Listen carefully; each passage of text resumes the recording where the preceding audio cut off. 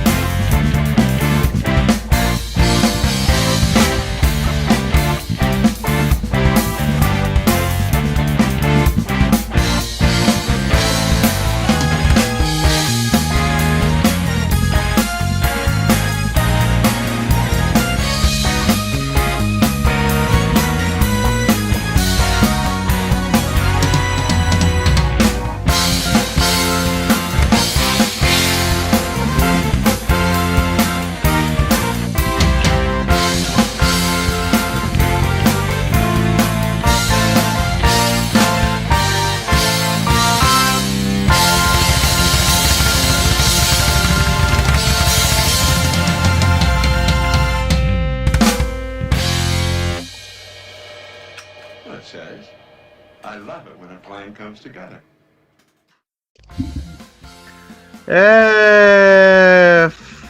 Fuck. Could be worse. That's a pretty good way to sum up this week. Dude, it's not even over. And I already want this week. I want this year to end. Screw this week. I mean, to be fair, I mean, case. I mean, sometimes I feel I wonder. I mean, boys. I mean, Final Fantasy VII, Doom Eternal, Animal Crossing. I just got today. Yep. I mean, it's not terrible. I mean, honestly, it's not affecting us on a personal level. The news that we're talking about, except one big one. But James, how about you go first? Because you are more of the how do we say it? Wrestling aficionado. Yeah. Am I? I'll be honest with you. Am I ever? I know everybody heard me say I was sick of talking about wrestling, but after today, we're gonna start off with the whole thing going on with WWE. I'm gonna get one of the articles up. I know one of them is for them being an essential business. They're somehow labeled an essential business, which means the employees are now gonna be fucking put at risk, which is just fucking great. So we'll have They only call us essential because they don't have the balls to call us sacrificial. Yeah. I'll be sacrificed to the Eldritch gods. No, you will be sacrificed to the blood gods and used to make a skull for the skull throne. That'd be pretty sick. I like thrones. You got in Doctor Doom's chair. That shit's pretty sick, dude. All right. So I got this up.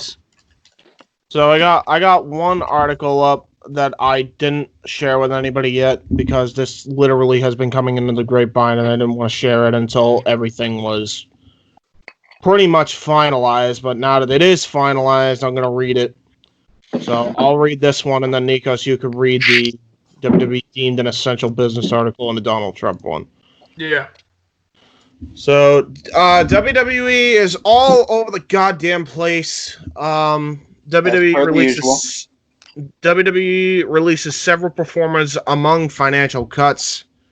World Wrestling Entertainment announced Wednesday it is releasing several performers among a series of financial cuts in response to the coronavirus pandemic. Included in the releases are wrestlers Rusev, Drake Maverick, Zack Ryder, Kurt Hawkins, Carl Anderson, Luke Gallows, Heath Slater, Eric Young, Rowan, Sarah Logan, Noe Jose, Mike Kanellis, Maria Kanellis, EC3, Leo Rush, Primo, and Epico. Now, half of these are not really shockers. However, a few are. I'm going to talk about the few here. Rusev, not so much actually. But Drake Maverick, I'm going to save him for last because he's got a whole section in here. Carl Anderson and Luke Gallows is a huge shock considering they just came off that whole thing with The Undertaker. So yeah, which honestly, despite the weirdness of most of what I saw of this past WrestleMania, that particular segment I actually enjoy quite thoroughly. Yeah, at least one of us did. Is Kurt Angle also released? Kurt Angle is also released. I'm getting to him. I mean, he wasn't really doing much. Not really even give him the time of day here. Not that I hate Kurt Angle, by the way. I'm just saying. Kurt Angle's doing much of anything. And then we have, and mainly the reason why is because of those big contracts that Luke and Carl were getting. That's what's shocking to me out of everything else. Leo Rush is another shocker just because of how essential he was to NXT's Cruiserweight division. And now it's like they just cut him for no fucking reason. Yeah, but to be fair, is it really out of the ordinary for WWE to just go, thank you for being a part of a storyline. The check may be in the mail, but good luck in your future endeavors. Anyway. And then they go on and make twice that money elsewhere. Yeah. I'll keep reading on now that I read the names that were kind of a shocker on that list. Minus Drake Maverick, we're gonna get to him. AKA Rockstar Spud for those who don't follow WWE like most of us. WWE also announced it is letting go Kurt Angle, a retired wrestler and backstage producer, and an English who was a commentator. He was actually one of the fucking good ones. That pisses me off. For literally no fault of his own. He was actually one of the better ones. Who has not wrestled since 2019, but recently done commentary and referee Mike Chioda. Keep in mind, Mike Chioda is like their longest tenured referee. Yeah, he's been there. He's been there since the early '90s. And they just fucking release it. Prior to the releases, WWE announced it was furloughing. I think that's how it's pronounced. A portion of its workforce effective immediately. The company added it believes the headcount reductions will be temporary in nature, which is total bullshit, by the way. That's just total bullshit. The names I spouted off, it's total bullshit. Carl Anderson and Luke Gallows were paid $1 million apiece. Okay, that's not fucking chump change here. That's a lot. That's a lot of fucking money. That's a lot of money. All these 5-year deal contracts, basically, all the names I just mentioned that were on 5-year deals, gone. Well, look and at that adds along with the Revival, who are also released. So to be honest. Well, James, there's one thing you have to remember with WWE and wrestling in general, to be honest, and that is, you know what contracts and cards have in common? Yeah, they expire. Not even expire. They are subject to change without notice. Yep. Which is bullshit because that's not how fucking literally name unless like I we'll get to the people in his fucking cabinet because in Trump's cabinet because a lot of those fucking guys, while I don't like the fact that he's even doing that fucking business thing, at least they know how to fucking do proper business when they need to let go of somebody. Agreed. Most do. My thing with this is I'm really shocked out of all the people to lose. It's Rusev. Yeah. The guy who's... I'm not shocked. But I'm not shocked. He wanted out of there. He wanted out of there because of what they were doing with his fucking wife. No, I agree. But what I'm trying to say is the guy was a huge fucking star in WWE for like the first year he was in the company. Yeah. The Bullet Club. Yeah, pretty much. Gone. It's all gone. It's What? legitimately all. Yeah, to be fair, Bullet Club in WWE is dead. Yeah, but to be fair, they weren't even being fucking utilized for what they have as talent. No. Honestly, all Not these workers properly anyway. Even Finn Balor, like they had to bring him back down to NXT, and the only thing AJ Styles has done is that stupid fucking angle taker. That Boneyard match, which is getting mixed reviews by people, even on here. I didn't like. I enjoyed it. Some people didn't, but that's like, other than that, what the fuck has AJ Styles done? Dude, I finally watched that. I was not impressed. Yeah, that's whatever. I don't even care. I was honestly, not a lot of people. Not a lot of people were impressed by the Boneyard match. You got to be somebody who's easily entertained to enjoy that match. And those who know me know I am very easily entertained. Same here. Like, if you watch a lot of movies, you kind of get drawn into it cinematically. But overall, the whole match, absolutely. The cinematic presentation was amazing. Listen, it was like a scene from we're going like off the rails. We're going off the rails. I don't want to waste time. James, we're the Indy Force. That's what we do. I know, but we also have a lot of topics this time. Listen, I don't want people getting cut off at like random points. Dude, it's fine. Listen, if I wanted to play a video game cutscene, I would just watch the whole thing online. If I wanted to watch wrestling with just cutscenes, I'd watch only just promo packages. Fair. But anyway, and the great thing about our promotion is we let you do that. Exactly. This is a very depressing read for the rest of this because this is where it talks about Drake Maverick shit. So yeah, it will be temporary in nature. I already read that. In addition to the 4 lows, WWE said it is reducing executive and board member pay, decreasing operating expenses, and cutting talent expenses, third-party staffing, and consulting. Yeah, so much for that fucking Saudi money that probably doesn't exist because the prince is a fucking liar. SI_wrestling tweeted out brutal video of Drake Maverick on his release from WWE. Such raw emotion. It's important to remember the people behind the characters. So Drake Maverick is still, as of right now, despite being released,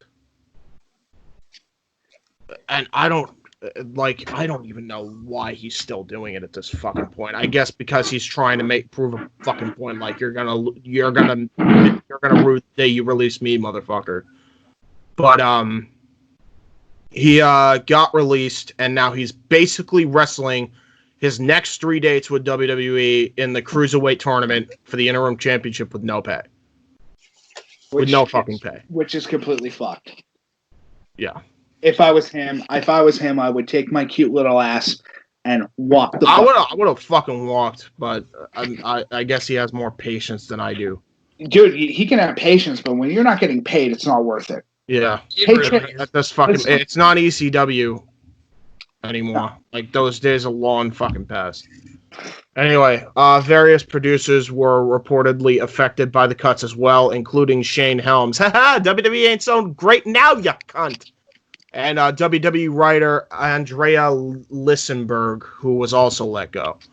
Also impacted by the company's cost reductions in a deferral on spending for the company's new headquarters for at least 6 months. WWE believes the cuts will save roughly $4 million monthly and improve cash flow by $140 million, primarily due to the paused construction funding, excuse me. And then WWE, this is their fucking statement here. God, I'm already not looking forward to reading this shit. Management continues to believe the fundamentals of the company's business remain strong and that WWE is well positioned to take full advantage of the changing media landscape Clearly, that's bullshit. And increasing value of live sports rights over the longer term. Fucking talk about PR fucking bullshit. Oh my god.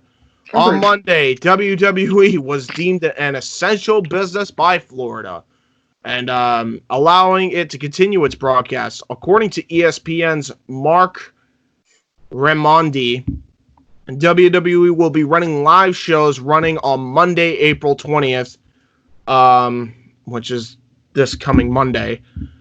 A WWE employee was recently announced to have been diagnosed with COVID-19.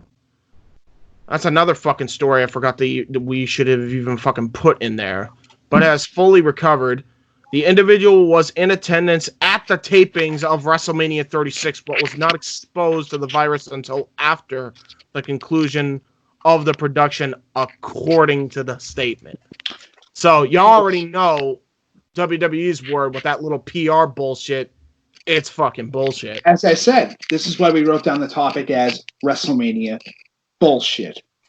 WWE went forward with WrestleMania 36 without an audience, recording the event at its training center, broadcasting it on April 5th and 6th. Gee, it's almost like you should have done this thing, which was postpone it in June!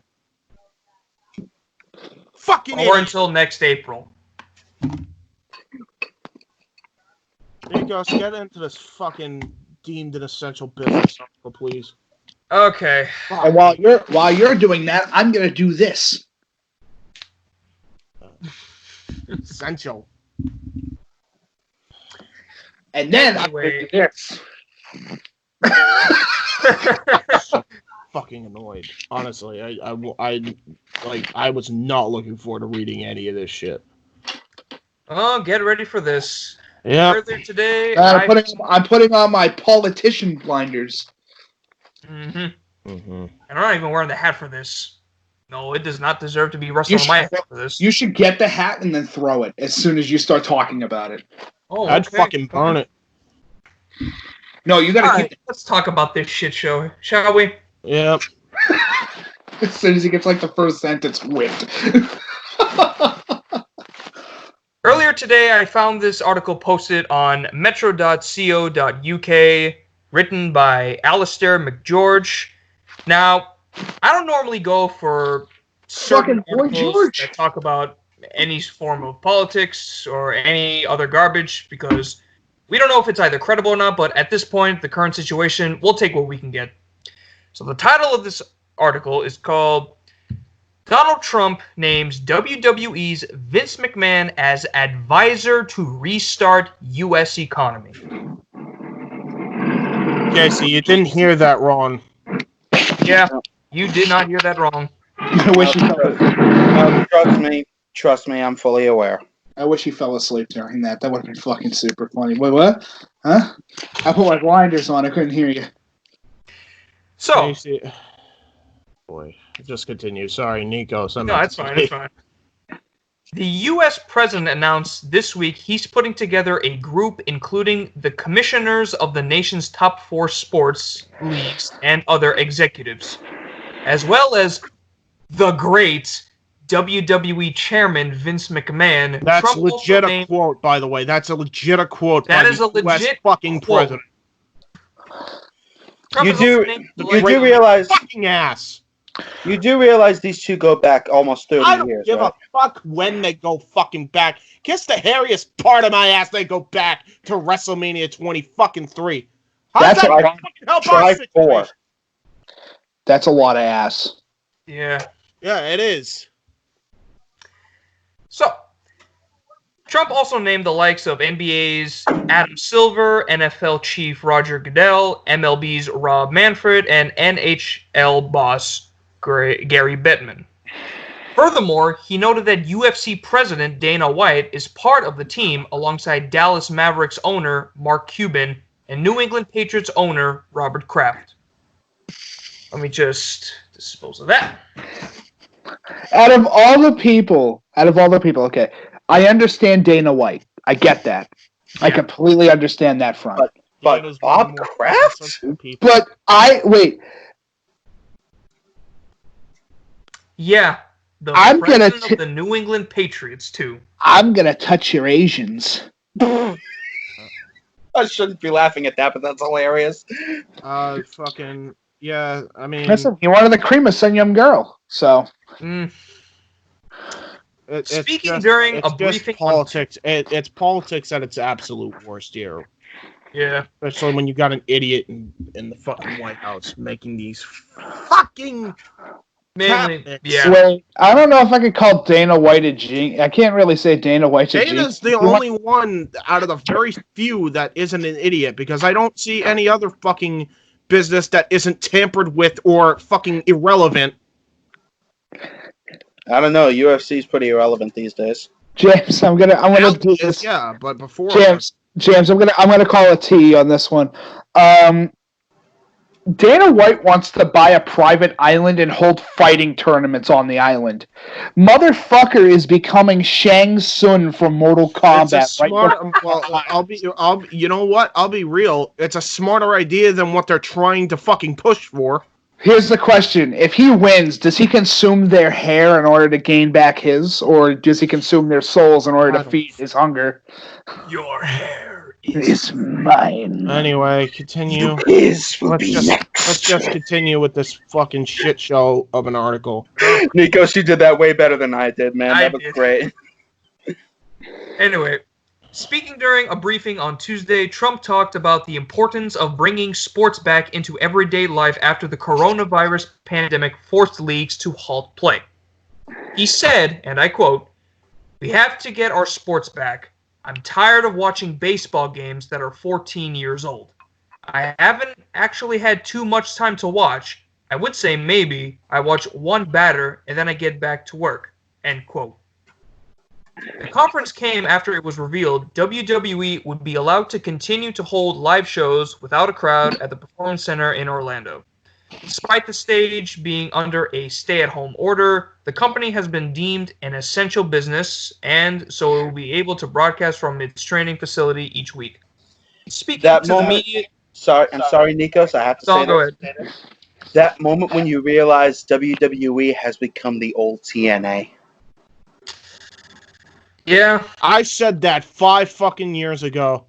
I actually, you know what? That's disrespecting TNA. Then I'm old gonna school be honest. TNA, yeah.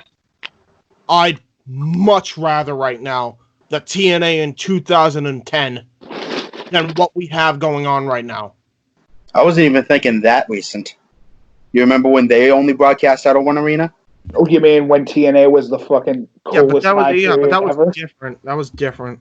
Much different Wait, circumstances. hold on, Casey. Are you talking about the time period when Mick Foley fights Abyss and jumps off the top of the Titantron? That I don't remember seeing. I'm more referring to the era of Sting versus Jeff Jarrett in Lethal Lockdown.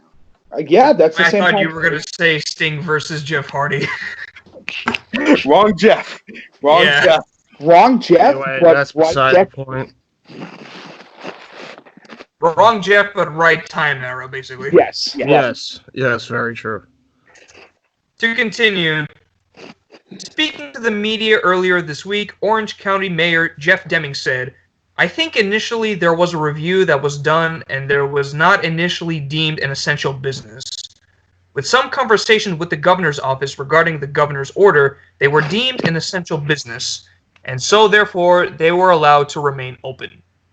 Classification as an essential business amid Florida's stay-at-home mandate comes from a memo issued by State Coordinating Officer Jared Moskowitz. Listing those classified What a name. as such." Yeah. He got beat up as a Let's kid. say Moskowitz. Listing those classified as such, the memo Does he have a son states named Fievel? possibly. If he does, I'm gonna laugh. Oh, it probably looks like a rat. All politicians are fucking rats. Facts. Well, And in this case, we're talking about a Florida State Trooper? a fair enough. state So- coordinating officer. Fair. The memo states, Employees at a professional sports and media production with a national audience, including any athletes, entertainers, production team, executive team, media team, and any others necessary to facilitate, including services supporting such production, only if the location is closed to the general public. End quote. WWE will continue to broadcast live 3 nights a week from its Orlando training facility. Explaining its stance, the company recently said, "We believe it is now more important than ever to provide people with a diversion from these hard times. We are producing content on a closed set with only essential personnel in attendance following appropriate guidelines while taking additional precautions to ensure the health and wellness of our performers and staff." Yeah, Now, here's the let problem me- with that. You're doing it live every fucking week, 3 nights a week, you idiots. You know how you do it properly? You fucking tape 2 months of fucking shows in advance, like you were originally gonna fucking do. But you didn't want to fucking Like do the current AEW method. So hold on. What was the things that they were saying in this fucking statement? Hold on. I want to read I'm that. sorry, what again. were you just saying? We are We are the 3 words in this that you're probably going to read very quickly here. Hope, determination, and perseverance, right? That's what they brand themselves as. yeah. And money. Don't forget about the money. Here comes the money. That's all they Here give we a go. fuck about. Don't believe all this bullshit that you fucking see and hear with your own fucking ears. Hope, determination, and perseverance. Bullshit. Bullshit. If that was the fucking case, you would have done what AEW did and taped 2 months fucking shows before their fucking pay-per-view. How is I don't fucking get it, man. I don't Listen, fucking get it. I understand people are fucking going stir crazy. I understand people need a fucking escapism. I'm probably one of them. I won't fucking lie. But the fact that you feel the need to fucking go live every other fucking week, and we talked about this on the last one, it's all about the fucking money. And Vince knew, and this is how I know, they were looking at any fucking way. Fox and USA, I guarantee you they were praying that Vince would stick with the whole taping so that way they can fucking kick them off their networks. And so when Vince found out this is probably what he was pushing for, I don't think even Dana White or anybody else fucking got involved in this until Vince went to Trump first. Because he knew if he fucking didn't, his business was going to go fucking under, plain and simple. agreed. Now Yeah, here's he's just delaying the inevitable. What's going on here? He's just delaying the inevitable. His company's dead in the water anyway. dude. No, let me ask you a question. Here's a good one. Here's a good question. Here's a really good one. When was the last time that you sat in a room full of people and somebody said, "Hey, did you catch that week of Raw? Did you catch Raw this week?" The last time I remember that was when I was a little kid in 2001. Yeah. 2007 maybe? 2008. That's honestly it. That pretty much sums it up. Yeah. But that begs the question. And it's a question for all of us, and I wrote it down onto the list. Go for it. Would we consider WWE as an essential business? No. No. Here's why. Here's why I won't consider Hold on. Let's get Casey. I want to get Casey in on here too. Sorry, I've been asleep the past. Is couple minutes. WWE considered as an essential business? It shouldn't be. No. Okay.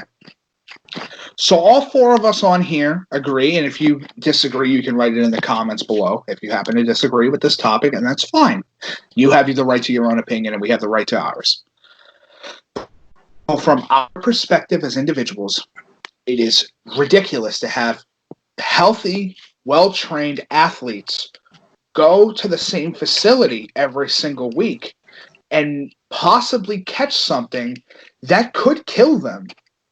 If they have a weakened immune system Like- or are of the age where they could get killed by it. So most Like, of your I don't know, half their roster. Yeah, pretty much half the Yeah. roster. Roman had the right idea. He's the only one that had the right idea. This is what fucking frustrates me. And you know what? Fuck it. I'm just gonna fucking say it because I think I've had all as and I said it in the chat. I've had all as it can fucking stand, and I can't stand any fucking more. At the end of the day, the athletes fucking matter. Without your athletes, you aren't a fucking billionaire. Period. Exactly. And so I'm encouraging if any wrestler from that fucking garbage company is listening to me right now, you do what I fucking do right now. And I hope everybody on the rundown, I hope everybody on No DQ is fucking listening to me loud and clear. I boycott WWE. No Raw, no SmackDown, no NXT, no NXT UK, no 205 Live. I'm fucking done. I'm done. You could fucking shove it up your fucking ugly ass, because I ain't coming back until Vince is fucking passed. There's my fucking quote. Take that to the fucking bank. You think I fucking am bullshit right now? I have no desire to fucking tune into this fucking company right now. Looks like No fucking athlete should be working in this time. No one. Looks like you'll never be watching WWE again, because I guarantee you, Vince McMahon has found the secret to immortality. Good. Yeah, whatever. That man should have been dead. A fucking lettuce company go under, but as long as AEW's around, That man should have honest been. to God, I could give two fucks less. That man should have been dead 6 times over at least by now. Especially with the steroid addiction. But let me put it like, CM Punk's shoot didn't kill McMahon. Exactly. So why don't we skip the second and third topic, and we'll go straight to the fourth one, and then we'll go back to the first and second one. Yeah. I mean, the third and fourth. Because considering they're not the only fucking business that's somehow deemed essential. Yep. Mike, I'll let you take over this one. Okay, so we're going straight into it. So GameStop. Why the fuck you lying? Yeah. Why you always lying? GameStop. So what are you doing? So let me give you the 411 on this situation. Mm-hmm. GameStop has been telling their employees and their customers untrue facts. Let's go with the first one. This is the big one. They have sent out emails, and I received one a couple days ago. I don't know where I archived it, but I might be able to pull it up and be able to give it to James at some point. But pretty much it says, don't worry, our staff is cleaning these stores and making sure everything is all set and ready to go. With what? Their own spit? Exactly. One of the ex-GameStop employees that I happen to know, and James knows him, and I also know another one, and she is a very, very humble individual, have said with what? And you know it's pretty bad when you hear the words with what. This leads into Reddit forum that's out there as well that confirms this as well, from actual GameStop employees saying, we have no way to clean these stores. I don't know what they're talking about. We don't have any supplies. We're all part-timers, the only ones that are full of managers, which is fucked. The only reason why they do that is so that way they don't have to pay full-time benefits to anybody, except for managerial position, which I think they're even part-timers. But anyway, the second bit, there's a part... Reeks of bullshit.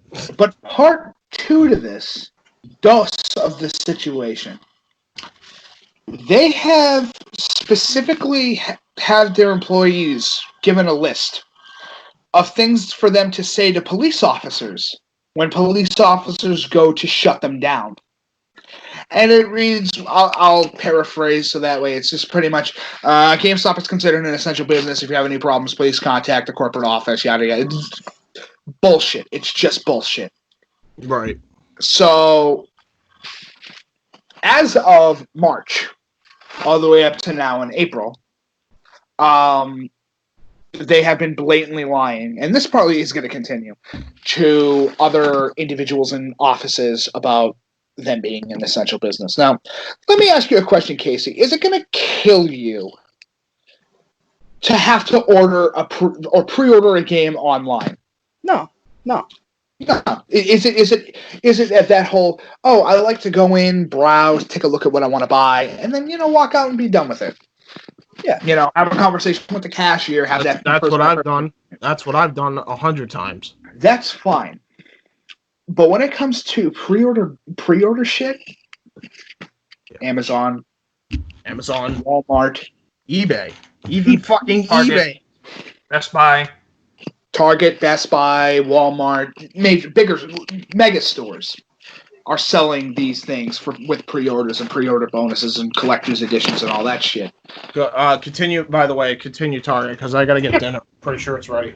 No, it's not a problem. So let's break it down. Casey, you worked at GameStop For a brief period, but yes. And I'm not going to lie to you guys. That's my favorite job I've ever had. Oh, it's definitely a fun one. I can see why people would like it, but from other perspectives, managerial, and even you can agree, manager spot sucks. Yeah, that's what my own manager Mark was saying. And sucks. again, best boss I've ever had. Yes, Such a chill guy, great to be around, great to work with. I would have gone back to him if I hadn't gotten the postal job. Yes, but you can even agree with me that there are alternate experiences to what is actually going on. Right. Where you have the asshole, scumbag, douchebag boss who is, and James, if you want, this would almost be the perfect time to pull up that 60 minutes thing and splicing that in from your college essay that you did. Let's start that right about now. All right, did you watch it? Great. Congratulations. Yeah, it's a fuck business. Congratulations. Like You have seen the alternate side of the coin. We have Casey's side, we have Matt's side of the situation. Now you understand what's going on. So let's ask the question. Not that everybody is treated badly, by the way. No, exactly. But let's ask the question to you, the person that's watching this. Do you consider GameStop an essential business? If so, please explain why.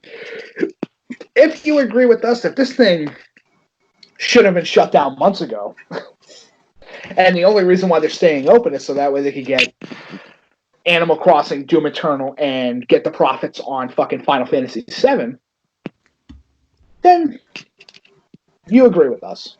And that's good. And if you don't, that's also fine. But here's the thing. This is a scumbag, shitty business decision that can physically kill somebody that is working behind the counter. You know what's the dirtiest thing on the planet? The thing that exchanges hands more than anything else. The most disgusting thing you can carry in your pocket. The almighty dollar carries more germs on it than the back of a cell phone. Mm-hmm. And let me tell you from experience, mail is a pretty close second. Mail is a pretty close second because of how many hands that changes to. Yeah. But money's the big number one. Let me ask you a question right now, between all four of us. Have you, in the past couple days, received money from hand-to-hand action? Maybe the past couple weeks. Last time that happened to me was about a month ago.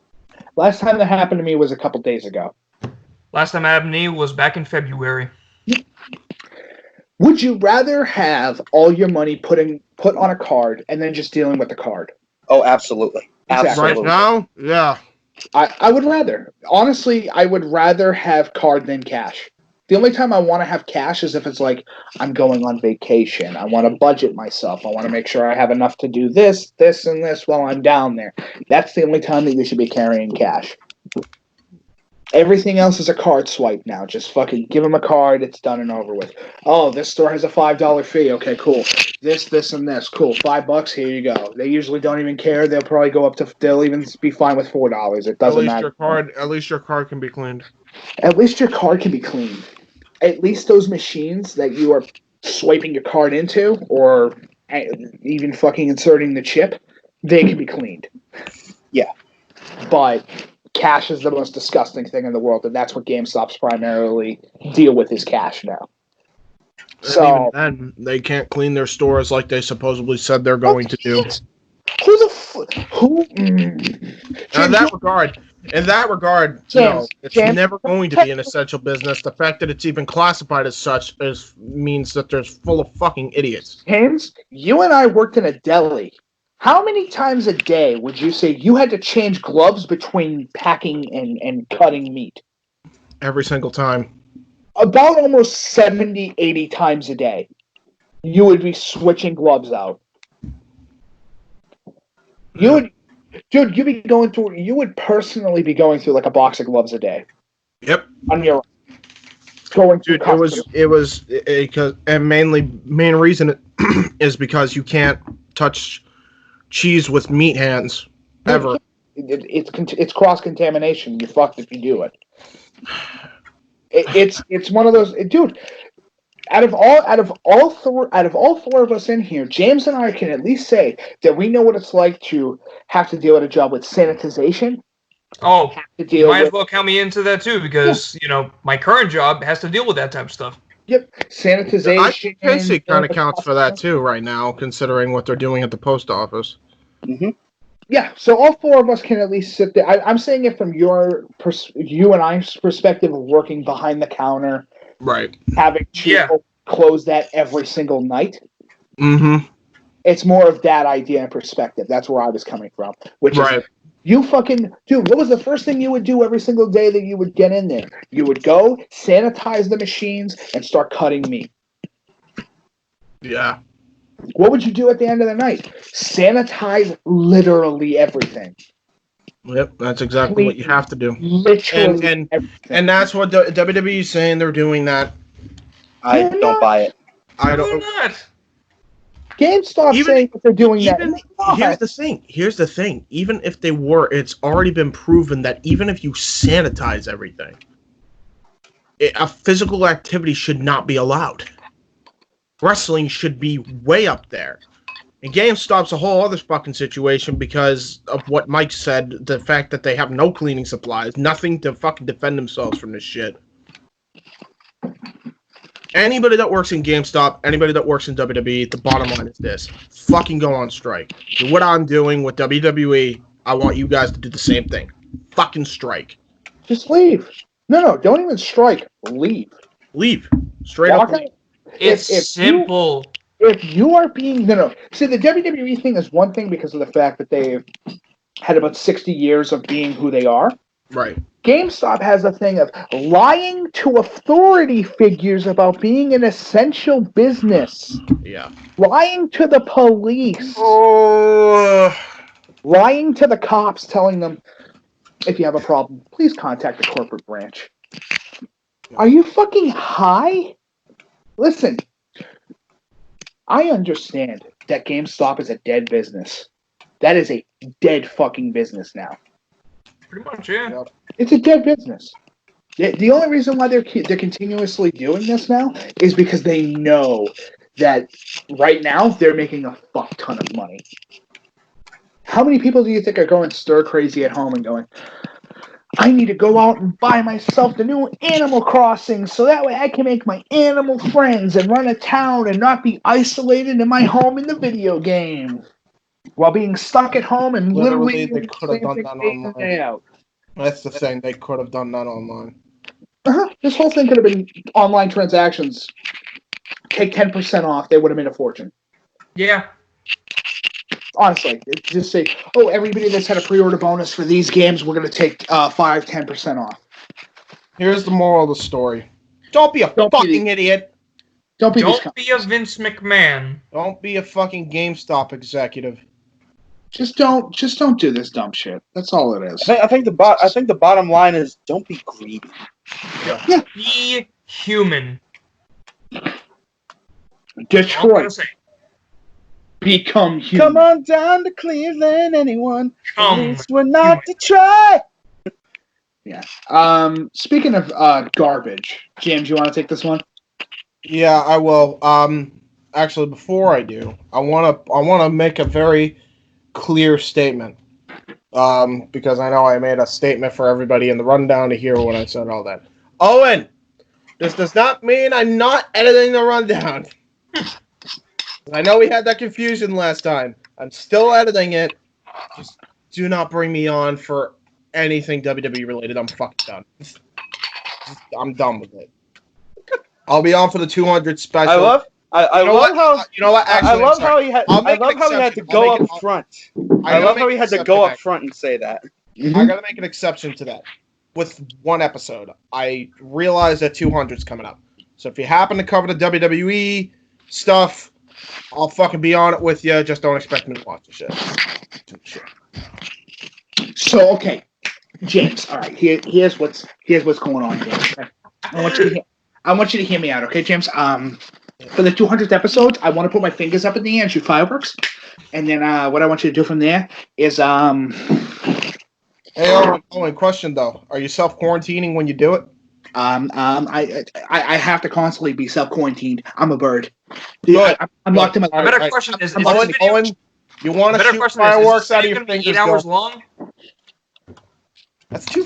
My 200th episode is going to be 4 days in length. It's going to go. Please don't ever do that again. I'm going to be going over everything. I'm going to start from my baby pictures and make my way up to now. How I became the man that I am. Oh my god! That reminds me of the call we were on a couple days ago when we were all throwing around these awkward pictures. I really want to I want people to see what I was like when I was a little baby bird and what I look like now. James, It's a night and day difference. You guys don't understand. No. Listen to me, okay? I want. Listen, hear me out here, okay? I want you to understand. Why does he stutter? He doesn't stutter. He does stutter. Do you know? Dude, Absolutely, he stutters. Do you know how many times Owen fucking bounces all over his words like he's a god, like he's the little ball from fucking Disney? And but he won't fucking trip over his words. I rarely hear him do that. James, You have not been listening to the same person we have you? No. James, he is the equivalent of turning the key in the fucking ignition and hearing it go and not wanting to start. Fuck that. He's not that bad. There's no. Are you sure? Listening to him for me positive. I've heard listening to him for me and Owen. This is not a knock on you. The listening to him for me is like listening to a motorcycle engine revving. I've heard worse. It's not. James, I'm gonna be 100% honest. There are some days I really wish you would put subtitles with like the fucking Disney Mickey Mouse words. Hey kids, follow the bouncing bird. Well, all right. Anyway, besides Owen thing, we're gonna talk about a guy. We're gonna go from a respected individual to a not so respected individual. You done with your ice cream? I regret that this is even a topic now, but here we go. I mean, I can delete it. It's okay. We don't have to talk. No, I'll talk about it because No, you got James started now. He's gonna do it. It's mainly because of Deji. James, Up with him and his family again. I want you to hear me out. Yep. Have the ability to use the one-time only fuck this pass. I'll use it. I will use it when I need to. I'll hold you to that. We all get one a month, and it's the fuck this topic. Yeah. Good. Can we stack it if we've never used it? No, you cannot stack. Listen, we're going based upon punch-out rules, okay? You get hit once, all 3 stars gone. All right, then. All right, let's get this over with. Hey, Keemstar, you fucking prick. No, James, you need a better way. Hold on, allow me. Hold on, allow me. Hold on, give me. Hello, bald cunt. Hold on, allow me, good gentlemen. He's going for that. Hey guys, it's me, your best friend, Killer Cumstar.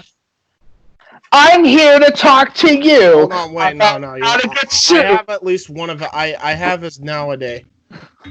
Just give me a minute here. There we go. All right. Let's get right into the cum stain. All right, there we go. I'm glad you brought me on the show, James. I'm glad you. I'm not even in the mood. Don't even do the impression. Don't even do the impression. I will get more pissed. It's just gonna rile me up even more, bro. But I have a wooden spoon. It's a part of the gimmick. First off, no, for real, this is a bit of a serious topic because of what he tried to do. Okay, normally I would never talk about this fucking gnome, but it's gotten to the point where I have. Gnome is pretty accurate to describe this idiot. He's a good gnome. I have to fucking call him out. He's not a gnome. He's not a news reporter. He's a gafag. A gafag. With a strong prejudice of a person named Alex. Yes. Well, speaking of him and trying to ruin black people's lives, let's get to it. I don't know what gets him off to do this, but this is where I draw a fucking line and I need to fucking say something. I don't care if anybody wants... Okay. I don't care if you do family shit. Like, if you do drama shit, I should say. That's one thing. I'm not going to tune in. I know most of us aren't going to tune in. But if you're going to do it, whatever. Do not, under any fucking circumstances, try to tear a family apart for the sake of fucking views. That should just be an unwritten fucking rule. But not to fucking Daniel Keem! What this fucking idiot decides to do, instead of looking up his proper information because he has fucking heat with Deji for bullshit reason that happened fucking months ago, is he tried to start beef with his fucking brother again. Now, on the subject of COVID, Deji said he thinks he had it. He almost fucking died in his own house because he legitimately was having an asthma attack. Now, I'm not going to say he did or didn't. That is not my place, nor was it Keem's place to assume, nor was it fucking Cosmos' place to assume. But if he was that fucking scared, I'm not going to fucking shit on him for it. If he thought he was going to die, the dude was going to probably... Now, it could have been a fucking anxiety attack for all I know, but that's besides all that. When that happened... Besides the point. KSI, around literally before the situation was even happening,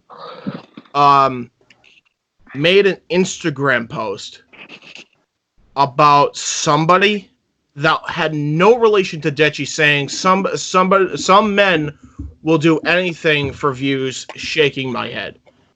And being the clickbaiting cunt that he is, decided to take that screenshot and make it like JJ. This time, I'll admit Deji has attacked JJ before, way back, making it look like JJ was attacking Deji when that wasn't at all the fucking case. Fuck that. Fuck that nonsense. So, can we officially Can we officially start our Hall of Assholes? Yeah, he's the... Yeah, you know what? We've got three inductees already: Vince McMahon, Donald Trump, and now Daniel Keem. By the way, really quick thing. Daniel Keem is a DT supporter. Good.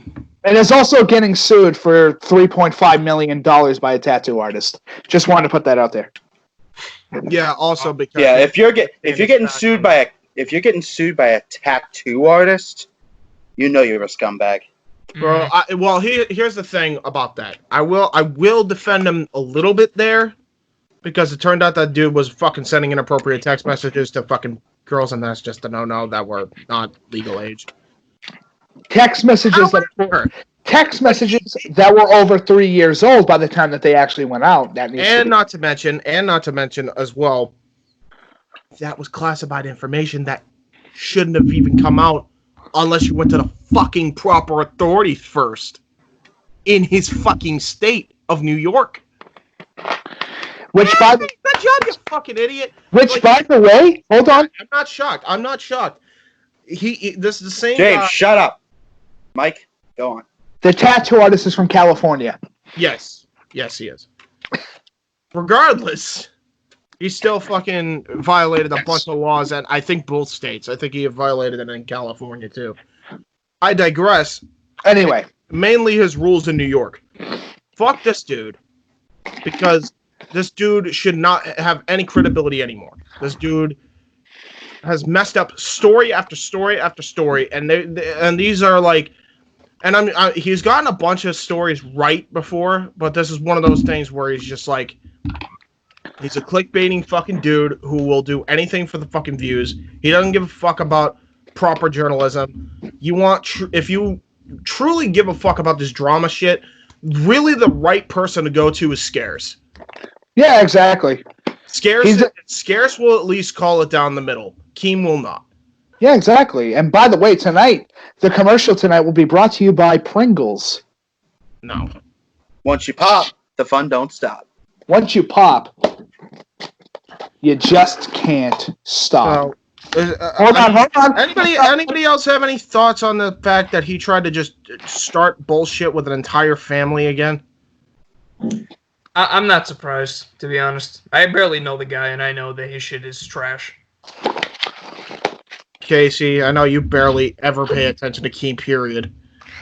I don't pay attention to drama on YouTube in general. Would you agree? Right. Would you agree at the very least that the guy never should have even interjected himself and tried to start beef with family, and that should just be off limits? Absolutely. Get better walls. My point. Here, I got Grow the fuck up. The fact that a guy who's younger than you, Keem, is saying that shit should fucking tell you all you need to know.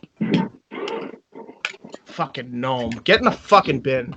Speaking of bins, Kyle Larson. What a segue. I know, right? Kyle Larson is finally on some shit.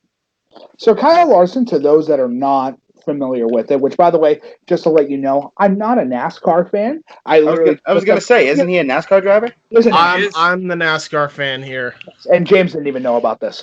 No, because I had to literally look up video game news, and this was the first thing that popped up. I'm like, oh, God, the gods have graced me with this motherfucker. Oh, man, I can't wait. So for those who don't follow NASCAR, which is probably most of this audience, yeah, they've been doing iRaces. So that's their way around this whole thing going on. They're fake races. iRaces? Listen, they've been playing Daytona USA a shit ton, okay? Yeah. Not even no, it's not Daytona USA. I think it's their new game. But I'm just saying. Oh, NASCAR Heat 3? Yes. Yeah, NASCAR. Wow, he knew that's nuts. He knew the title right off the bat. Yes. We're video game nerds, idiot.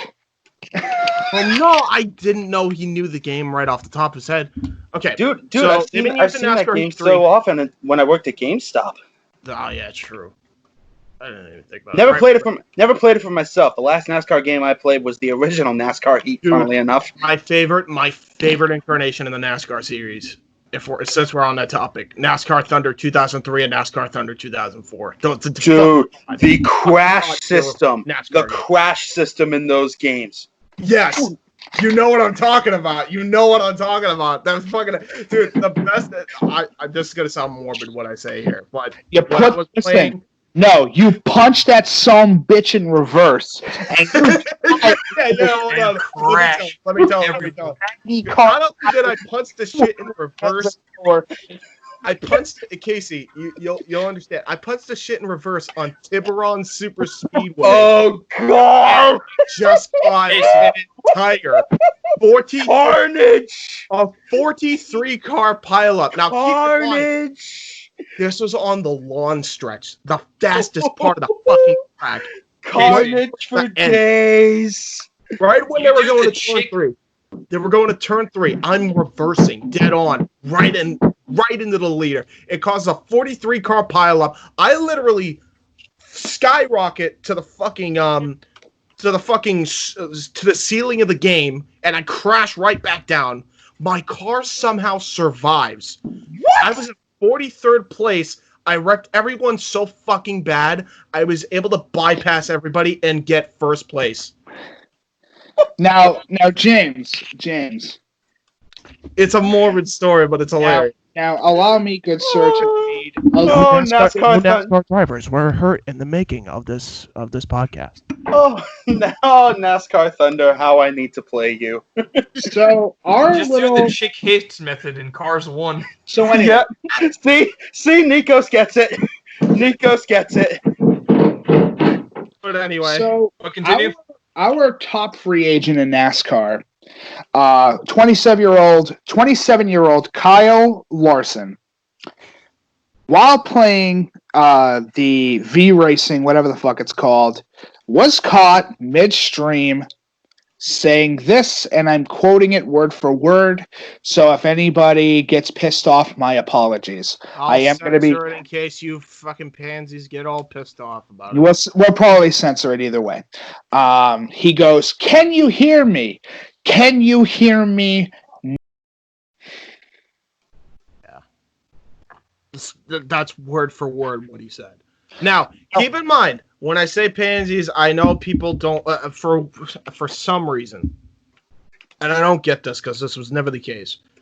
When you quoted somebody, it wasn't your words, but now because you even quoting the N word is like a no. Exactly. So that's what I mean by that. I understand it's a bad word. I'm not going to stop him. That is why we are quoting it, even though, let's be honest, the funniest YouTube video is the teacher who goes, "I didn't know the difference between He just doesn't know the difference, and that's like the funniest thing in the world. Yeah, it's pretty bad. This is what Larson decided to say, which I think is more frustrating for me personally than saying the word to begin with. I know a lot of people are going to look at me and go, "What the fuck?" But let me tell you what I mean by it. He goes, "I made a mistake." Said the word that should have never been said. There is no excuse for that. I wasn't raised that way. That's a lie because you used it. Yeah, bullshit, Kyle. I feel very sorry for my family, my friends, my partners, the NASCAR community, especially the African American community. So, and I'm going to continue to rate because I want to finish off his quote. I understand the damage is probably unrepairable, and I own that, or I own up to that. But I just want to let you all know how sorry I am. And I hope everyone is staying safe during these crazy times. So the reason he's blaming this on the situation? No. He is attempting to do something that's worse, which is backpedaling the comment. Yeah. Trying to create. Yes. Basically, what he's saying is, you're both right.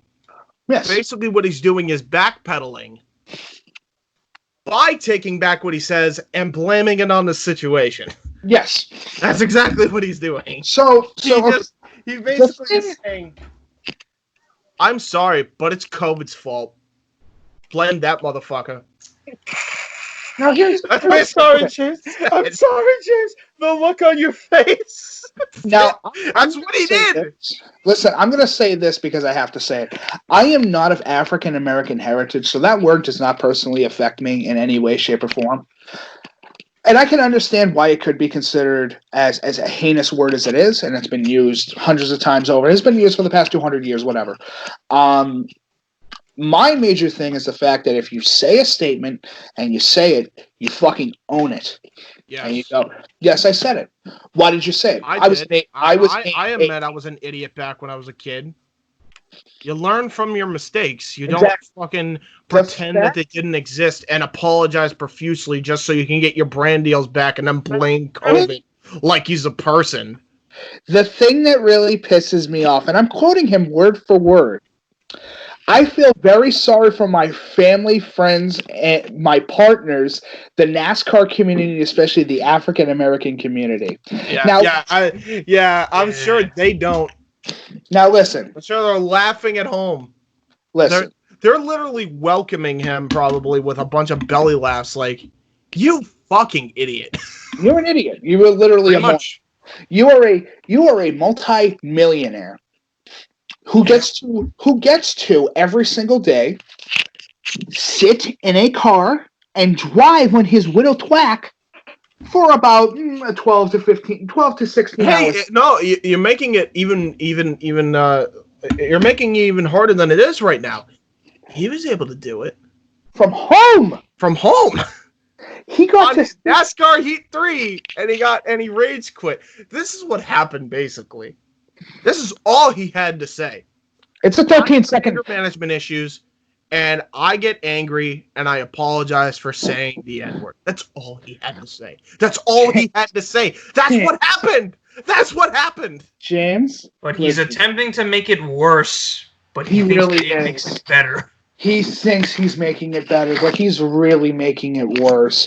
The fact that you even have to... Just all he would have had to say was, I said it because I was frustrated at the moment. I want to own up to this and try to get that out of my vocabulary. I think it's a terrible word. I know what the history behind it has, and I do want to apologize to the African American and the NASCAR community for saying that in a manner of frustration. That's all he would have had to say. The fact you're bringing your friends, family, and partners, which means your wife, your African American community too. On top of that, That's worse. and he made them last. Do you notice that he made them last? Yes, instead of making it first. Oh my god, dude! Because he always Honest to God, last. can we call it what it is? I guarantee you that this is the real reason he got fired, and not for the actual racist comment itself. I guarantee it. I guarantee it. Oh yeah, I would have been like, dude, fuck off. Are you serious? Just own up to it. Own up that you were angry in the heat of the moment. Exactly. And apologize like it, and don't blame it on. I cannot believe it. That's the thing that fucking gets me. He blames it on COVID. Now, okay. He's not the only one. There are people originally everywhere blaming it on COVID. Now hold on for a second. Originally, he was suspended without pay from NASCAR. Then he lost his sponsorships to McDonald's, Capital One, banking, and all that other crap. And Fizzies. So he lost those. They're gone. Yeah. It's still the fact that number fucking 42. The answer to life, the universe, and everything. Yes, Mr. Number 42 here on the NASCAR track. The sponsored NASCAR fucking driver, Kyle fucking Larson. That he even got a frame in his head that he got angry at a video game and decided to go, I'm going to say the N-word. And then... Child. Now, listen. I get it. I've had video game rage. I understand. It's okay to be pissed off. Why is it a popular thing? You know what I just realized? Why is that a popular thing? What, gaming rage? No, as in like when you're specifically in gamer rage though. This specific trait of it, where you get so angry that you start spewing out you just start spewing racial slurs, and it's not just reserved to the N-word. I've heard spewed out. I've heard all these derogatory things spit out. You're gonna have to censor that word that you just said. Yeah, I'll censor it. There you go. It's like they use all these derogatory words that are horrible. See, why can't we? And I never understood why, because I don't think I've ever done that in a gamer rage ever. So James, can you just do me a favor and just censor the entire screen for like the next 5 seconds? Yeah, go for it. See, nobody gets to use the creative ones like.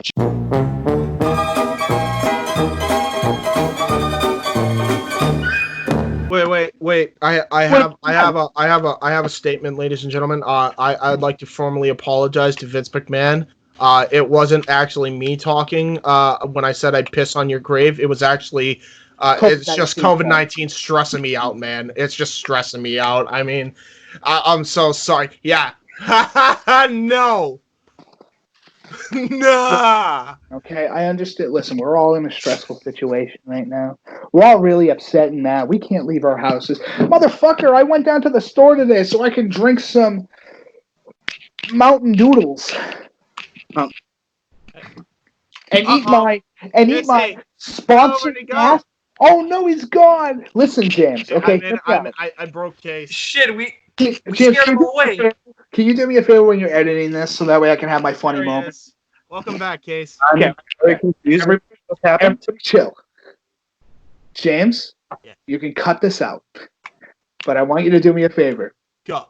I want you to put Kyle Larson's face where my face is, while I am holding up the Pringles can and the Mountain Dew bottle right now. Okay, that will be the thumbnail. Cue the Larry David. Fucking That's going to be the Bum, thumbnail. bum, That's bum. going to be the thumbnail. So anyway, Oh, that would be a great meme right now. I hope somebody actually makes it. oh yeah, absolutely. So anyway, that's Kyle Larson. He's an idiot. His team is going, well, we'll take him back, obviously, because he's a good driver. No, you won't, because NASCAR fired him, and you're not getting him back for at least a good 6 months. This motherfucker is a 6 career cup winner. And Now, hold on. No. Okay, I want to point this out. We're not saying that he can't come back. I want to very much preface that, because there's a lot of people that were racist that changed their ways. They're deserving of a chance. As far as we know, this is like the first public issue, so whatever. Looking at you, Richard Petty. No, I'm kidding. You should just stay the fuck out. Like, unless you're gonna get the word out of your vocabulary, you can go. Dude, listen. I have said specific words when I get angry. Very, very many slurs have been tossed. Usually I do like to use fake anger. Well, you can obviously tell I'm not pissed off and angry, but I want to pretend that I'm pissed off and angry. So that way this person who is sitting next to me on her phone, who isn't paying attention to me right now, give me attention. To make her laugh her ass off. So I'll be sitting there going, this motherfucker! This fucking piece of shit! I'm gonna come into his house and pee on him while he sleeps. I said that, and I meant every word of it when I said I know, it. right? So anyway, Well, the funny thing is, if you're playing Skyrim, you can actually do that. well, you can't piss on somebody's face. I'm gonna create Vince McMahon now in a mod and have my his grave. That way, I never have to get arrested, and I can piss on his grave in Skyrim. James, hear me out. James, hear me out. You can already play Triple H from the start of the game. Great! I can use Triple H to piss on Vince's grave.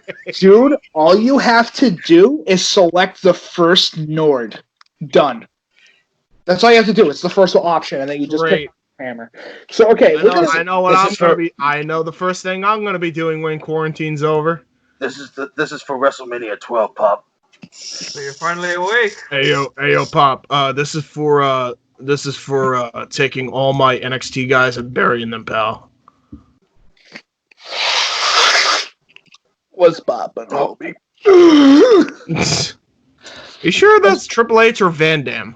I think that's everybody now. That was Van Dam. Everybody's gonna get a little bit stoned to be happy. So anyway, I would not feel so all alone. We're gonna be changing topics here. We're gonna be taking the gear from Drive and put that motherfucker from 10 to 11, and we're gonna be talking about Doom Eternal. So Casey, you hold on. Let me do the theme proper. Is that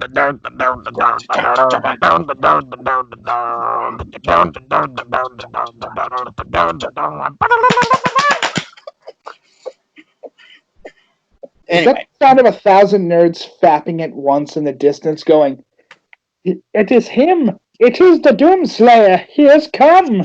And we want to watch him do it! No, James, I got the theme song for Doomslayer. Austin. Oh, wrong one. Fuck. That's not getting cut. That's staying in. That is staying in. Come on, man. I don't want third party in case we actually are able to make money off this somehow. Yeah, don't actually do it. We'll just put James, just put a fucking Doom MIDI, and then we'll all just kind of sit here stone-faced.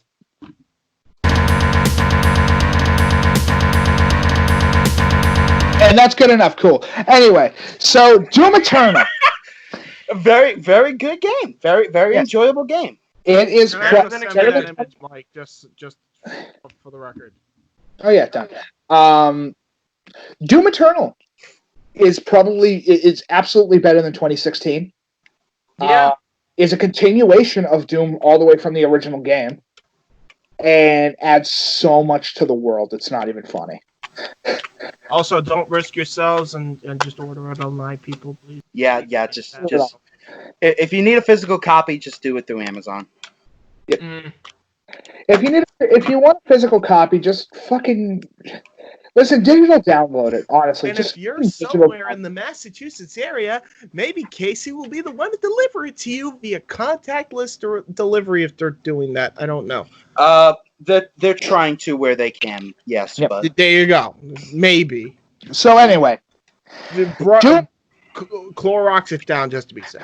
yeah. So anyway, Same time, why don't we, Casey, because you and I are huge Doom fans. I've been playing Doom since, Doom 3. But I started Funnily enough, that's the first Doom I remember playing full on. I got the BFG. thank you, yes, for PS3 in like 2012 or 2013. And Actually, for me, it's not Doom 3. That's the time period. But I remember as a kid, my dad had a floppy disk, and on that fucking floppy disk was Doom. I was gonna say, the only time I've ever played Doom was the original, but it wasn't the original really. It was the modded. Brutal Doom. Brutal Doom. Shit was fucking lit. Yeah. Oh Rip man. and tear. The only first-person shooter I've ever truly liked, to be honest. It's a good game. Here's the whole thing. Doom makes you feel... How do I describe it? Doom makes you feel fucking powerful. Like you can take on the world. Well, Call of Duty Black Ops wishes that No, what Call of... Listen. Doom is what I'm going to call your shmup shooter. Yes. It is made primarily there to entertain the shit out of you and to challenge you. And for Azers to do Cleveland Brown impressions. I'll be right back getting more pizza. Yep. But it's more the fact that with Doom Eternal, we're finally getting, I would say, the logical conclusion of Doom Guy's story. If they decide to continue this, I hope they do, because there's so much more that you can do. But spoiler alert, which I know James has walked away from the thing, but we're probably going to put the time code here to tell you guys that to skip to here if you don't want Doom spoilers, because we want to be that type of group that isn't going to fucking spoil the game for you. So we'll wait a couple seconds. So, Nikos, do you know who the Doom Slayer really is? I saw a couple of videos of it. Wasn't he like a slave or like a barbarian slave or? He's the original Doom guy from the first Doom. Yeah. So that means may I Mike? You go for it. That means Doom 64 is actually canon. So that which is why it's a pre-order bonus. Yes. For Doom Eternal. So here's how this works. It's Doom, Doom 2, Plutonia, Doom 64, Doom 2016, Doom and then Doom Eternal. If you want to throw Doom 3 in parentheses somewhere, if anything, it's really not more than a retelling. It's like basically a reimagining of the first. No, because remember, you need to remember this one important thing, Case. Oh, right. Doom 3 actually takes place on Mars. Doom 3 actually takes place on Mars. And if you remember the big part, Doom Guy is in a fucking, what do you call it? A stone carving? Holding a cube. Oh, right. The Soul Cube. The Soul Cube, yes. which later appears in Doom 2016 and Doom Eternal. What happened now? What did I miss? So, okay, here's what you missed. James, I'm going to have to ask you to do the time code thing for obvious reasons. To skip from such and such time to such and such time. Oh, yeah, that's why I haven't even posted the first of it. I need the time codes. Yeah. So, anyway, here's the thing with Doom Eternal. It's finally confirmed that the Doom Slayer from 2016 and Doom Eternal is the original Doom guy from the original Doom series. He is straight up the same fucking dude. He's been killing demons for like almost 200 plus years at this point. He is a massacring monster destroyer. He is the crusher of the obsidian pillars. Of the blood Of temples. the blood temples. This is the man who kills the icon of sin. This is the man. Twice. Yes. Twice. The most Christian game imaginable. Thrice. Yeah, honestly, you rip and tear until it is done. So here's the cool thing with it, James. The ripping and the tearing. So that means that Doom 1, Doom 2, Doom 2 Plutonium, Doom 64, Doom 2016, and Doom Eternal are a part of one storyline of Doom Slayer, starting from I think it's Phobius. Phobos. Phobos. Phobos, Starting Deimos, from and then Phobos. the Shores of Hell. Then Hell, then to Mars in 2016, back to Earth, because he goes into Doom. In Doom 2, he goes to Earth. Now he's back on Earth. And in Doom 64, he decides to say, fuck this, I'm going into Hell and I'm going to massacre every last one of them. I'm going into Hell and I'm going to kill them. So probably for like the past 200 years, he has been massacring demons. In Doom 3, however, he is a stone carving in a wall holding a cube, which later appears in 2016 and such. So the Doom Slayer has some fucking history, and I love that we can finally say that he is the Doom Slayer. And I think the most badass thing about it is how much extra lore there is with the situation, meaning that the Doom Slayer is a super nerd. As he should be. He's a super nerd. Let me explain. Casey, do you know about the pop figures that you can collect in-game? Yes. You know what that means, right? He's got a book on how to spruce your mustache by Markiplier's father. Yeah, his Are you father's in the game. That's in the game. Mark's dad is eternalized in Doom Eternal. Oh my god. Oh, that's so sweet. He made a video about it. Yeah, he made a video about it because his dad's officially in Doom. Which means that his dad, in an alternate timeline, writes a book on how to properly comb your mustache, which is super funny. Yeah, it's awesome. He was a World War II veteran too, wasn't he? Yes, he was. He was a World War II veteran that loves Doom, which is awesome. Rip and tear until it is done. The cool part is the really interesting part about this game is mobility. This fucking game's mobility is ridiculous. Doom 1, it's a lot of trying to figure out how to circle strafe around opponents to shoot multiple rockets and kill as many demons as you possibly can. In this game, it's all about fucking mobility. And I mean ridiculous mobility. Such as your super shotgun with a fucking grappling hook launcher on it. The ability The Legend of Zelda-ing it. No, dude, it's worse. No, I'm kidding. I want you to imagine Scorpion's spear, except it pulls you towards them. Yeah. With a double barrel fuck you blasting shotgun. And so instead of James, wait. Here. James, wait. And if you upgrade it enough, the grappling hook will actually set the demon to which it clings on fire. So what you're saying is, instead of get the fuck over here, it's get the fuck over there. No, instead of get the fuck over here, it's I'm coming for you, bitch.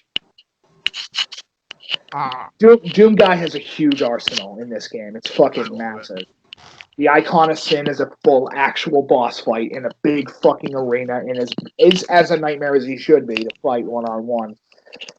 And it's amazing. This game's storyline is fantastic. Like, there's a couple minor holes that I think that they're going to probably fix with later installments of the game, but it doesn't suffer from the Wolfenstein problem where BJ Blazkowicz will get crippled through most of the game. For some reason. And throw hatchets at fucking Nazis. Speaking of hatchets. Casey, have I showed you this yet? I'm pulling it up live on this. I don't give a fuck. James, if you want to cut this part out, you can, because I've already shown this image. Who's BJ Blazkowicz now? Oh, I don't care if you show it. I can't. It's an axe into a tree that Mike did it. Oh. I'm throwing hatchets, dude. Even in Wolfenstein, I'm throwing hatchets at things. And if you're Casey, you know Mike likes to do slide hatchet throw into Nazi crotches. Because it's the silliest thing ever. It's the stupidest thing ever. But I will be known. Effective. Yes, but I will be known as the Dick Slayer. Pillars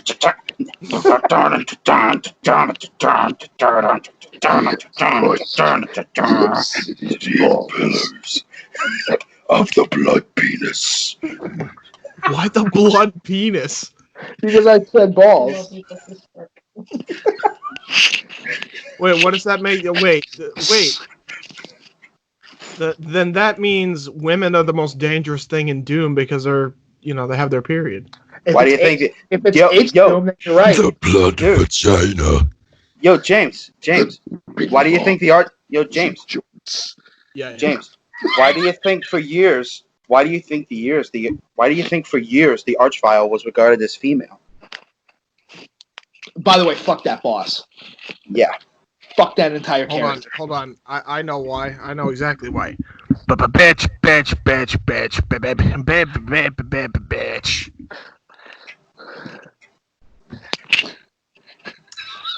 I really hope somebody fucking turns this into a thing where you just hear, and then he came.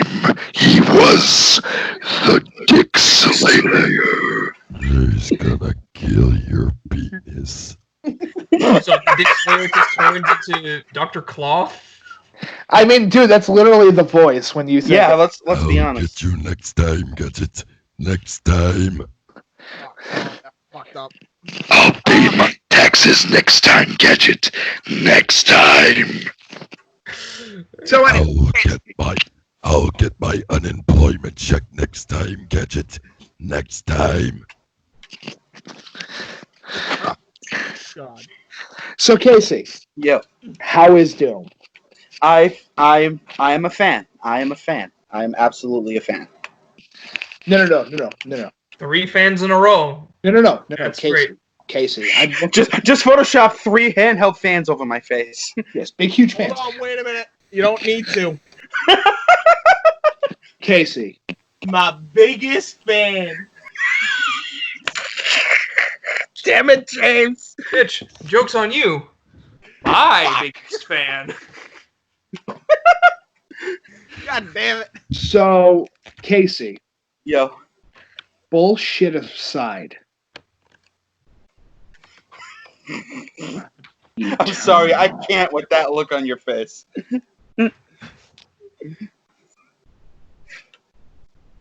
Do it. How is do it? How is as Nikos looks like he's being absorbed from the holy light? No, he went. Dude, Mike, that's opposite serious face. You just went. Do it. Yeah, I know, right? But Casey, heavy metal aside, yes. How is Doom Eternal? Oh, it's amazing. It's cathartic. That's probably the best word I can use to describe it. Is cathartic. No. I want you to give me actual emotion, not vocabulary. You need to look at the camera dead in the face. I need you to stab yourself, rip out your entrails while you're crying out in joy. For Doom Eternal. Rip and tear until it is done. Okay, to every single mother, please protect your child.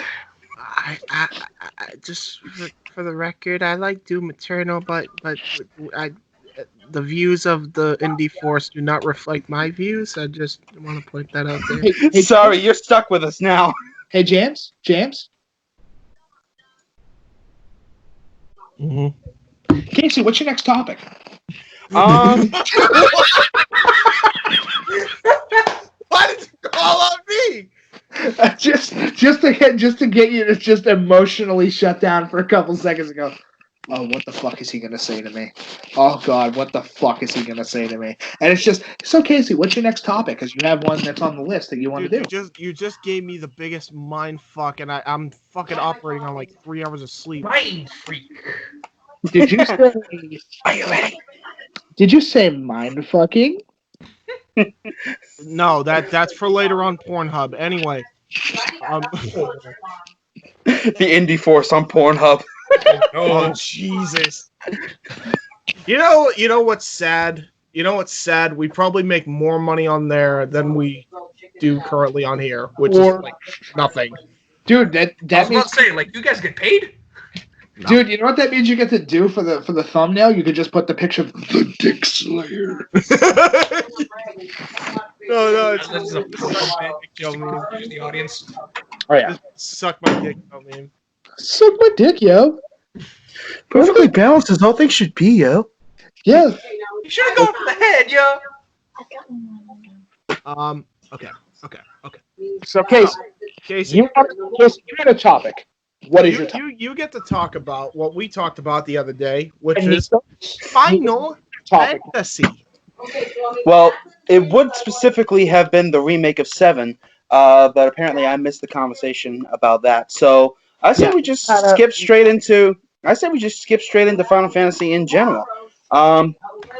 Is this the real life, or is this just Final Fantasy VII remake? Amazing.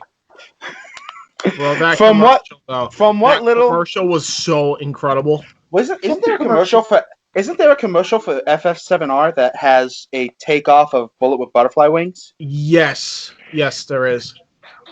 Pretty sure there is. Listen, boys. When you get to Midgar and you get to look at the first Mako reactor that you get to physically see in game, a part of your soul will go, "Oh, that's a skybox. Mm-hmm. That's a really fucking pretty skybox." Your soul will just be like, all right, I'm just gonna head out for a bit. I'm a peace out. I'll see you later, or maybe not. You guys continue talking about. I'm sorry. I'm concerned for my parents. Go ahead, man. Yeah. So anyway, so with Final Fantasy on the brain, when did you guys come into the series? It's like watching fucking Bald Bull like try to get over into his opposite corner to do his rush punch special. That's what it looked like. We go from Final Fantasy to Mike Tyson's Punch Out. What the hell?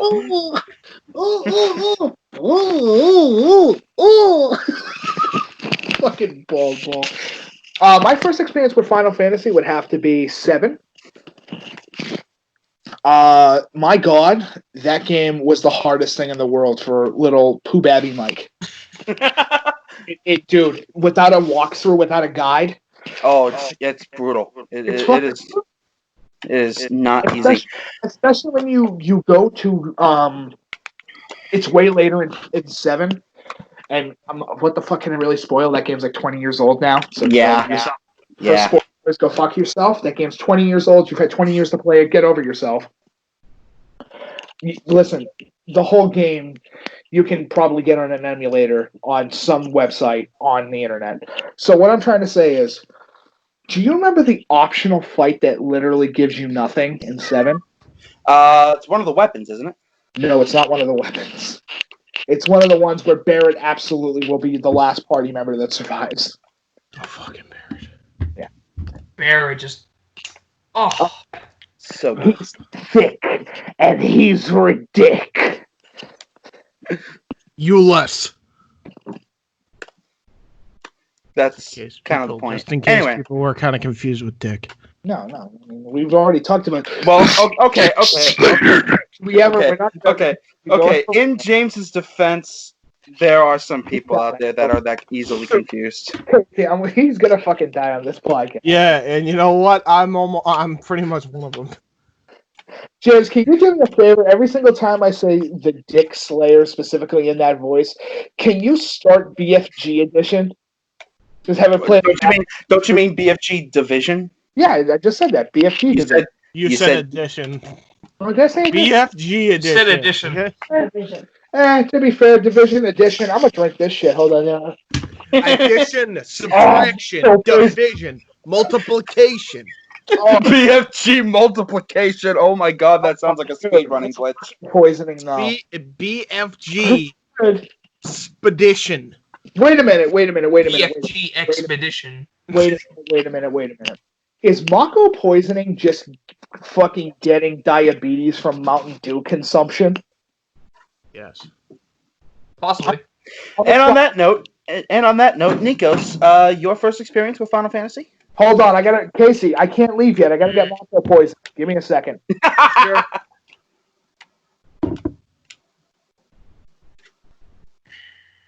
Why did you mute your microphone? What? He did. What the fuck happened? He did. He died. Fast. He died. Muted his mic.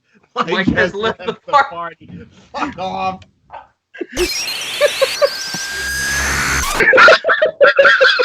We're gonna have to take a fucking. What the fuck? You mad bastard. I really hope you put that in the video and not the text because I fucked it up because I was trying to type really quick.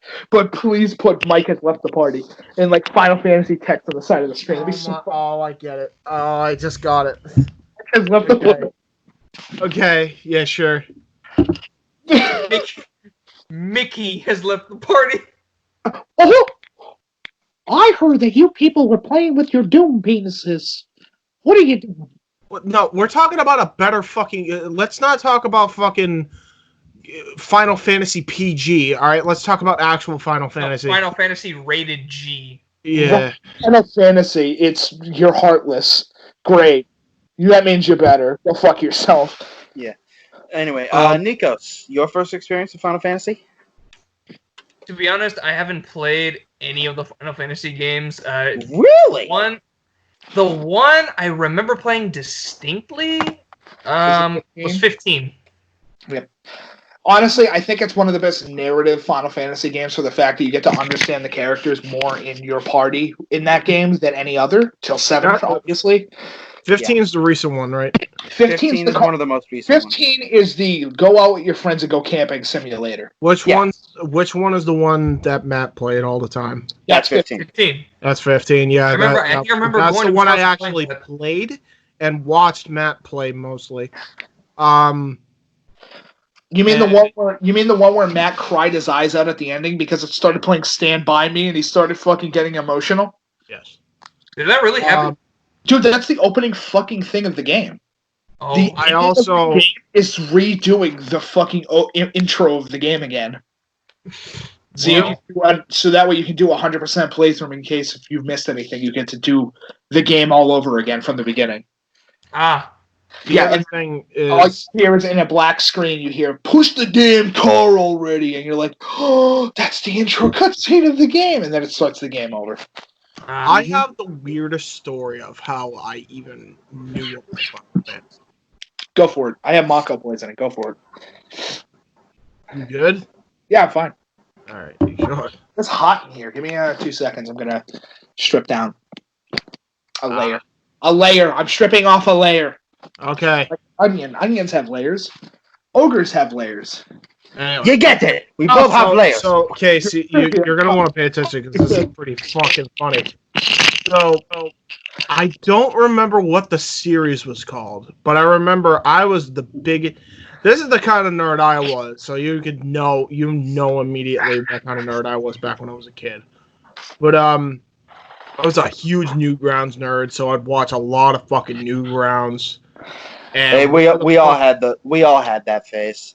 And one of the series. Is it Awesome Fantasy? No. No, not at all. So it was a Mario thing.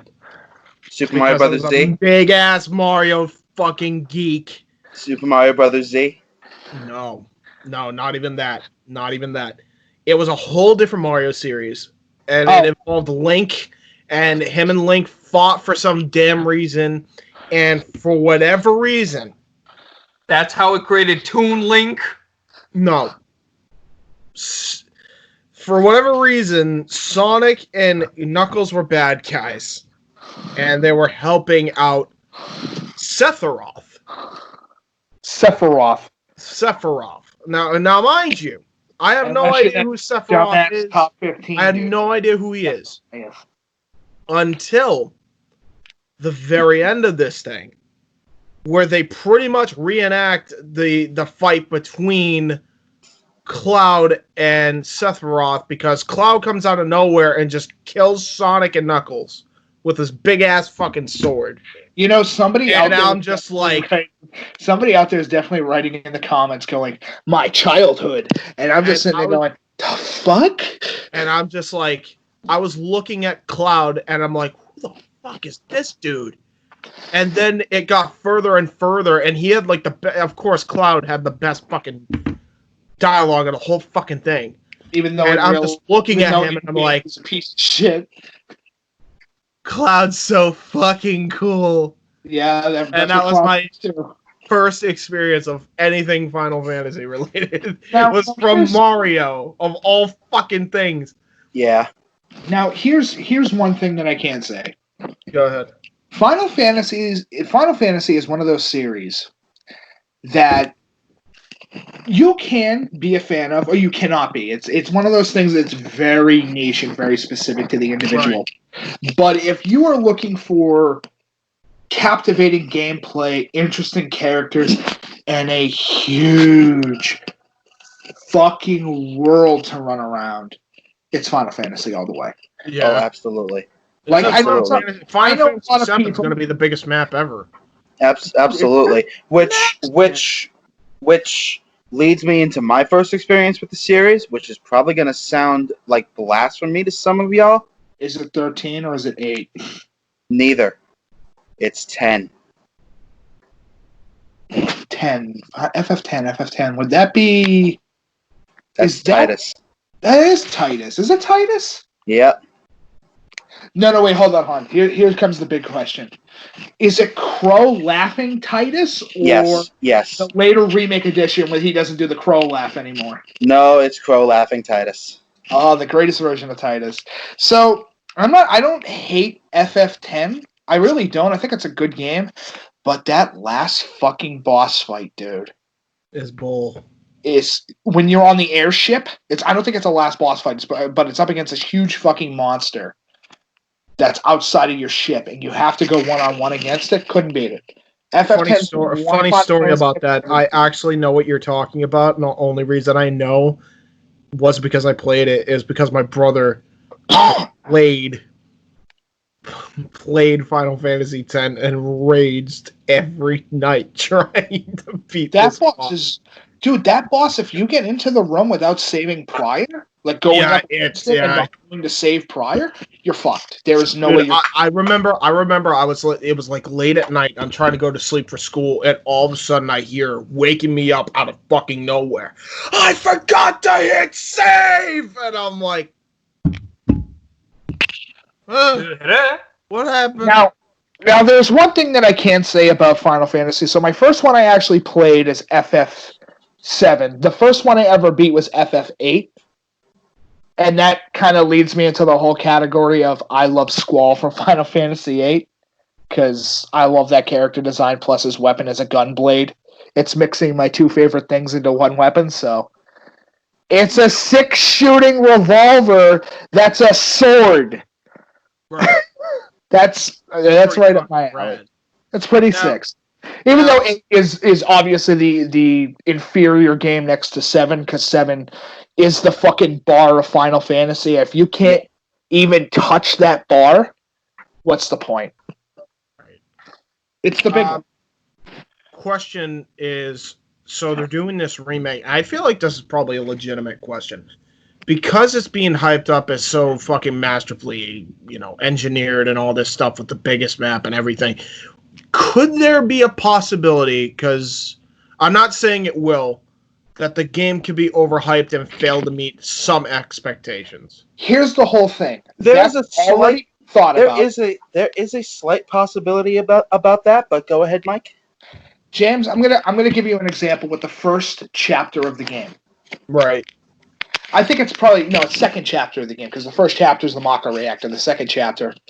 Here's where I know that this game is going to be Game of the Year for soundtrack, Game of the Year for being Game of the Year, and Game of the Year when it comes to gameplay. When you are walking, so here's what happens, storyline, so that way you know what's happening. Cloud, Barrett, Jesse, Wedge, and Biggs go into the Mako reactor and blow it up. Right. I'm not gonna give any spoilers, but that's pretty much what happens. There's obviously more to that, but you can look that up in your own free time. After all that, when the explosion happens, what happens is it starts burning the upper dish town that's located near the reactor. So Cloud is walking through the city streets of the upper dish and is hearing each individual piece of dialogue from every single human being that is on the streets trying to figure out what to do next. And it feels real. Wow. It's that one simple moment when you're walking around and you go, oh my God, I did this. Yeah, I've heard a lot of it feels real. Now, I have to stop there. And I have to say this. When you finally get to the Sephiroth moment, and he looks at you dead in the face, and he starts talking to Cloud one-on-one, and you start seeing flashbacks of Cloud as a kid, him meeting fucking Tifa for the first time. Tifa is a little girl, Cloud is a little kid. And hearing Tifa, oh man, yeah, and you're hearing Cloud's mom get killed by Sephiroth in Nibelheim as it's getting burned to the ground. Not to mention Tifa's dad. Yeah, Tifa's dad as well. Which is why I will say absolutely that Cloud and Tifa are the sole companions for the rest of the franchise. They are the best friends forever. Ideology with those two. When Cloud, why don't they date? Because Aerith exists. Right, I know. And when Cloud attempts to go for a slash, Sephiroth disappears because he wasn't there to begin with. Right. Sephiroth's in his head. Well, at least it's what we're made to believe. What? And then when you're leaving that alleyway and you start walking back, you hear the FF7 version of Promised Land from Advent Children play while you're trying to get to the train station and make your way to the slums. And you're like, holy fuck, this game's fantastic. And listen, if there was ever a obviously the first game is going to take place all in Midgar. Midgar is fucking huge. Midgar is going to take you about 28 hours to get all the way through. That's a big fucking game. That whole map itself. For Midgar, Midgar's a city. It's a living. When you're walking around it, you can feel a living, breathing organism that's covered in metal. But you understand the people that live. Basically, they tried to modernize it and did it perfectly by making it like the New York City of the franchise. It already was. Yeah. This city is a super city, a utopia city in concept, but it isn't. It has everything that you would expect. The high class, the workers for the big corporation, shit like that, they all live up there. And Cloud we get to finally meet. And Casey, I don't know how far you know about what's going on in the game. You good? Casey? I can't hear him. Oh, sorry, I'm trying to talk to my sister. Oh, okay. How far have you gotten into, or at least know of FF7 so far? Not very much. I got a chance to see towards the end of the game earlier today when I was in Dartmouth, visiting my friend John. Specifically, the group was starting to make their way through Shinra headquarters. Yep. So they and can the get first, Yep. yep. And well, actually, Aerith was with them. Oh And, yeah, but you still get Red 13, which is one of the coolest fucking characters in the whole game. Yep. But so you don't know about you, Wedge, Biggs, and Jesse going back up to the upper plate and going to Jesse's house. No. Okay, so here's what happens. Wait, why are we spoiling it? Oh, it's not really a spoiler. It's a minor. 20, how many years? No, this isn't in the original. Oh yeah, that's right. It's a remake. No, James. This isn't in the original game, and I'm not really spoiling anything. This is put in this game to get some story stuff in. Okay. For the side characters. So you go with Jesse, Biggs, and Wedge. Which yes, fucking Biggs and Wedge are absolutely based off the Star Wars characters, Biggs and Wedge. Because of course they are. Of course they are. They're in every single Final Fantasy game. There is always going to be a Biggs and Wedge. So you go with Jessie. You get to go to her house in this game. You get to see her dad, who used to work at the reactor plant, laying in bed trying to recover from fucking Mako poisoning.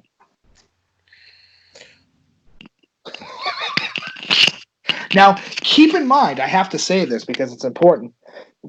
Do you want to know what character in the Final Fantasy VII party gets Mako poisoning in case you don't spoil? I want to have these two guess. I wouldn't know off the top of my head.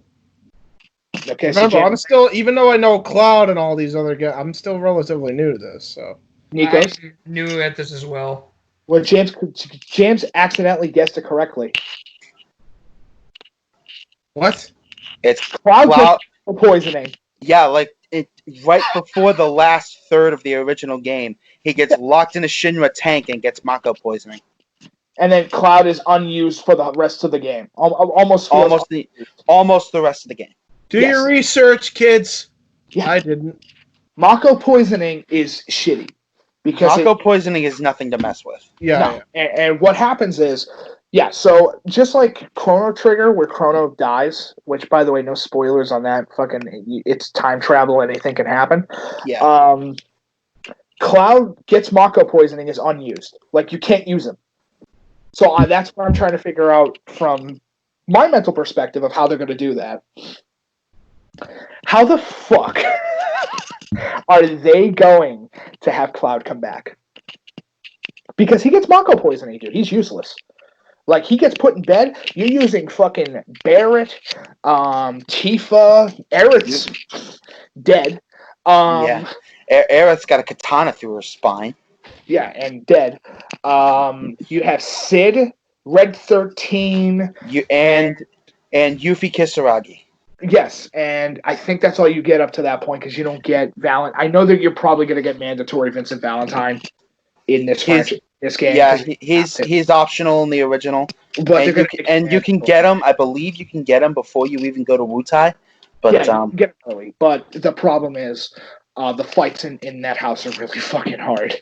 Yeah. So if you don't know, James, because I don't know how much you know about FF7.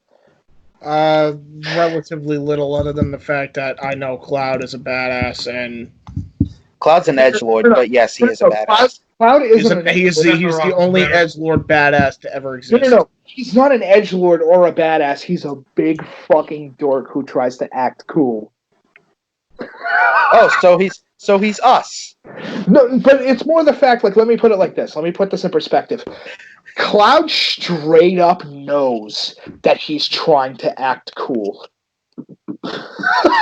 He's self-aware of his actions, and it's super funny. Like, he'll be sitting there. He's the type of dude that will lean up against the wall, and then when everybody leaves the room, he goes and plays darts. Just to be the big fucking dork in the room.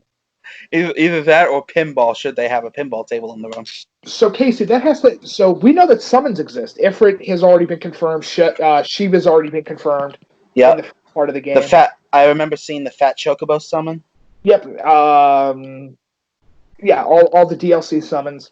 But here comes the question: what's going to be the most expensive cutscene in this game?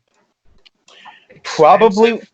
I mean, I to think the whole game is just an expensive cutscene at this point. James, no, that's Metal Gear Solid. 9 hours That's- of cutscenes. Get it correct, James. That's Metal Gear Solid. Yeah. Yes. Actually, Casey, I have to file for Chapter 11 bankruptcy. allow me to, Casey, I hate to spoil it to you, but this game is as long as a Metal Gear Solid game when it comes to cutscenes. This is 9 hours of cutscenes. Cloud from Final Fantasy has to file for Chapter 11 bankruptcy. So let me put it like this. Let me put it like this. Summons are now like in fights. So that means Titan is going to fight with you in combat. Alexander is going to fight with you in combat. Odin is going to fight with you in combat. I like Odin. They're all whooping your ass in combat. Well, you only get one summon to use at a time. Because you have to balance it. So, Casey. You talk about combat. The one time I wish I could just play the 18 theme right now. Yeah, right. But here's the one thing I can't say, Case. What the fuck is it going to be like when you get Knights of the Round? Oh, God. Uh-huh. Knights. So if you and Nikos have no idea who that is, Knights of the Round is called Ultimate End for a reason. Knights of the Round is, and I'll pull the image up so that way, James, you can use it in the show as a kind of reference point for who Knights of the Round are. Don't screen share just because it could boot. Oh, I'm not gonna screen share. I'm gonna just put it in the chat so that way you can use it later and you can give it like a cool background because I got a PNG image of it. Yeah. Do that. So here is how many members that are in Knights of the Round. And I just put the image up right now. So you should be able to appear soon. Nice. Please click enlarge the image. And I saw Nikos' face like, holy fuck, that's a lot of members. James, please click the image and blow it up on your screen. I need you to see every... I just did. It's cool. Knights of the Round is, let's see, 2, 4, 6, 8, 10, 13. 12, 11.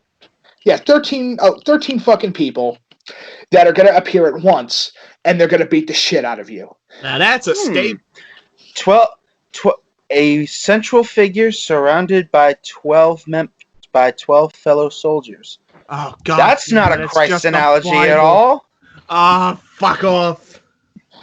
Now, granted, being called Knights of the Round, I get they were probably going more for King Arthur. They're definitely going for King Arthur. It's Arthur in the middle there. But here's the whole thing. Casey, what's the name of the dragon? Bahamut. Which version? You've got Bahamut, you've got Neo Bahamut, and there's one other that comes in between them. I'm blanking on what it's called. Bahamut, Neo Bahamut, Zero. Bahamut. Yes. So, I know. I was about to say, I know it's not Bahamut Sin. That's happened children. But, so should I pull up Bahamut Zero, the planet destroyer? Yeah. Yes. The god of literal planetary destruction.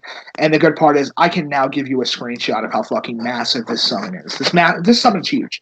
I don't even know how they're going to do it in game. This summon is the scariest fucking summon in the entire franchise. Like, this is, you summon Bahamut Zero, it's the end of the fight. Go fuck yourself. This thing survives Bahamut Zero.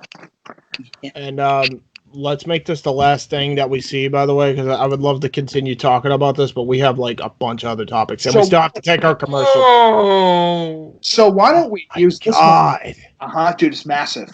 It's fucking Fuck me. It's Death Star status. Okay, this thing will nuke a planet. Damn. It clearly is nuking the fucking planet. It's Who huge. who needs a Death Star when you got Bahamut Zero? Dude, Bahamut Zero's fun. And that's the old design of him, too. He is. Dude, it's like if the Red Eyes Black Dragon just took a bunch of fucking steroids. Dude, it's Blue Eyes on crack, okay? Be honest. No, it's the Yeah. Red Eyes Black Dragon because he's black. No, actually, he's silver. Oh, is he? I can't He's tell. He doesn't look silver. He doesn't look silver. It's the fact that you're looking at this in space. Yeah, you're looking at this in space. Mm. So we're going to take a quick commercial. Colors don't exist. So we're going to take a quick commercial break because we're actually halfway through the topics now. So, yay! And when we come back, we're actually giving you guys some really good, fun news. Yay! Finally! It's about time for some good news. Yay! So, We'll we will be see right- you, folks. We'll after be right messages. back.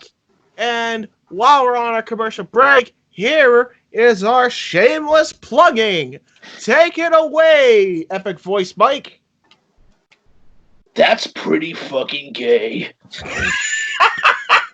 But not as gay as an A&W mug of root beer.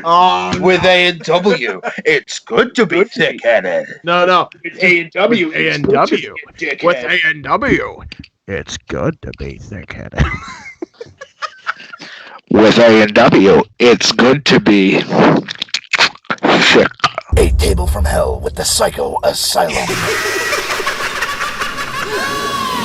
An Iron Man match of factorial proportions. Man In this fight, I will melt you down to slag. versus machine. I calculate a 0.85% chance that you will win in your current condition. Full Metal Mayhem. Colleen Horizon. When you throw me into the wolves, I will return leading the pack. Vera McGarden. And I'll do anything to be the warrior on top. For the Athena title.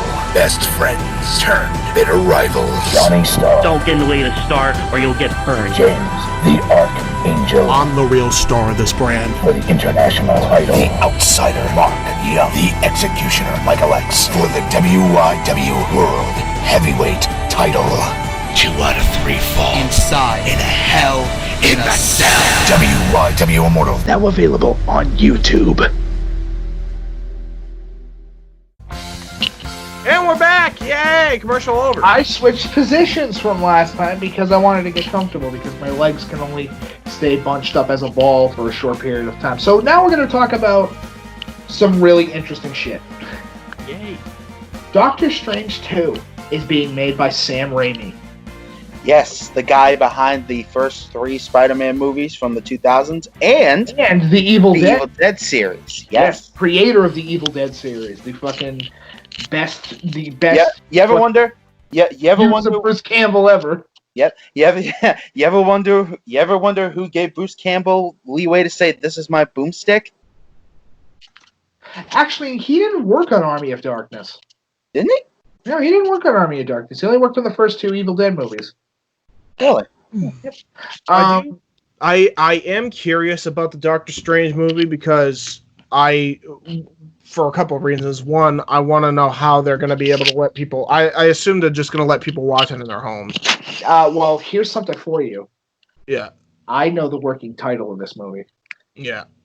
Doctor Strange in the Multiverse of Madness. Yes. Oh. So if we're getting multiverse, do you know what that means? Here's a couple Doctor Strange villains that we could possibly see. So I'm going to just pull this up really quick so we have a quick. So would that mean then? Would that mean that they're legitimately going to try to do the multiverse theory in the MCU? I don't know, but it could be. Now hold on a second. Here's a couple people that they could use. Okay. They've already done Dormammu. They're not going to do him twice. What's the fucking point? Right. They're probably going to do something with that one wizard. I forgot his name. He was played by Chiwetel Ejiofor. Yes.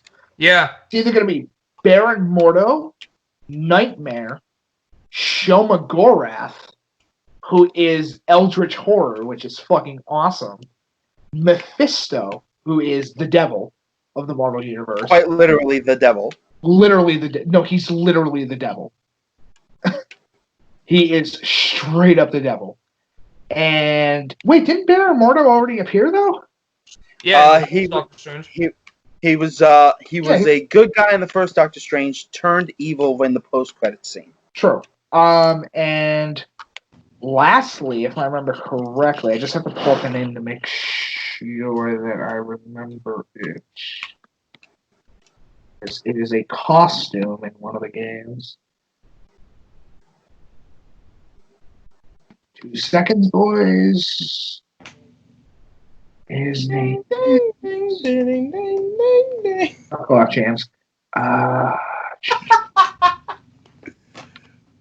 His name is the Master. Ooh.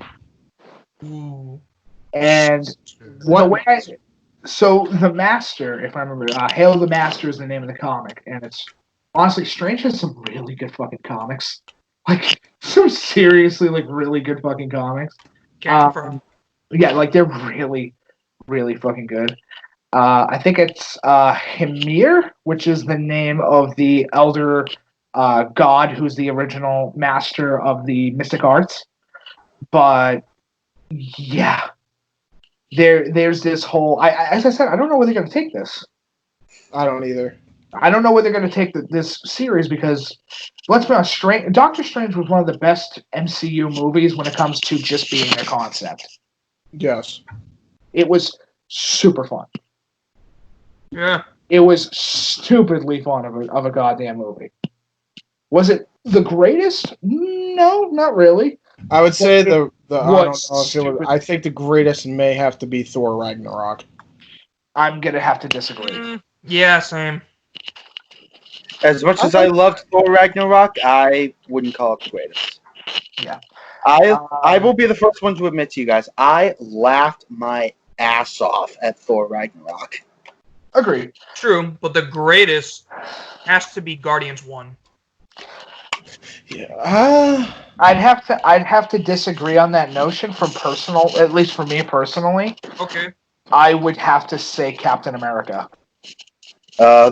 First Avenger, Winter Soldier, or Civil War? First Avenger. Well, you're right, because that's the start of everything. It's the start of everything, and it really is just a simple story. I would say that Captain America's story throughout the entire MCU is told beautifully. He's the best character. He literally is by far the best character. He is. And the way he went out as Captain America went back to his wife or his love, really. Yeah. Like that made me tear. I was I was able to appreciate it with new eyes because originally I was just like, they killed Iron Man. Iron Man was my favorite Avenger, and then I had to think about it. I'm like, nah, it's Captain. Dude, I'm gonna be honest. I've never been a big Iron Man fan, even as a kid, and I think it's because of the fact that in the comics, Tony's a super alcoholic. Yeah. Yeah. Like alcoholism's his weakness. So it's one of those things that I'm like, maybe not. Now here's the question: if they are doing a multiverse story, right? They better include Tobey Maguire's Spider-Man. That would be interesting if they decided to do be very interesting. Shot. But you know who I would rather see appear? If they do that, would they also bring in the Mark Webb Spider-Man, the Andrew Garfield one? Maybe. I'm not sure. I don't know if they can. But what if they bring in Ghost Rider? Nick Cage. Name another person that could counter Strange completely. Ghost Rider would be the only one. You can straight up make a movie. He's gonna get a series though. He's probably gonna get a Marvel fucking Netflix series, yeah. I just have that. Which I hate because that character's so good if you do it. I don't understand why they can't just make the fucking Netflix because series. the Nicolas Cage movie was terrible, that's why. No, I'm not talking about that movie. I'm talking about the Netflix series in general. Like, why they can't just make that a part of the... Because they have Disney Plus. Well, Disney's fucking stupid, aren't they? As I said, I'm not really sure where they're going to take it. but I'm interested to find out. Yeah, absolutely. I know it's probably gonna be Baron Mordo. It's probably gonna be some crazy shit. I just hope, and this is my only hope, that they decide to just say it's an alternate universe movie, and Doctor Strange is gonna start finally becoming the Sorcerer Supreme. That's my only hope. Hopefully. That would be the only way that it would really be They able to have to, man. Dude, he was Guardian of the Time Stone as of the end of the first one. He's pretty much already the Sorcerer Supreme. Yeah, but it's still the fact that he's not he's not at full power. Okay? He's not using fucking the Binding Force. Like, he's not going, absolutely mental with it yet. That's fair. Do you think he's going to encounter Loki? Because if you remember, he has the Tesseract. Yeah, but Loki's dead. He was dead. No. But if he goes back in There's an time... alternate timeline that was explained in Endgame. It's not... No. Multiverse is not time specific. Multiverse is more the fact that this is happening right now in this situation. That's the multiverse. Right. Like, I'll give an example. If it's the multiverse theory, then that means he can meet Spider-Man 2099, he can meet Golden Age Captain America. Which is an interesting question for me. What? Who would you cast as Miguel O'Hara? Half Spanish, half Irish Miguel O'Hara. Huh. Miguel O'Hara.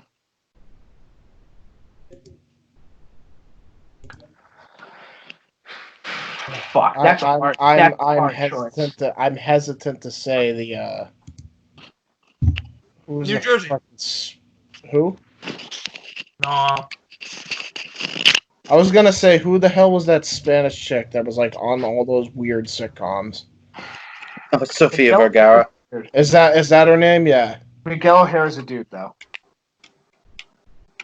Yeah. That sounded like a girl's name, in fairness. Miguel Keep in is... mind, I'm not Miguel's into a the whole boy's Doctor Strange people. Dude, Miguel is a dude's name, and we're talking about Spider-Man 2099.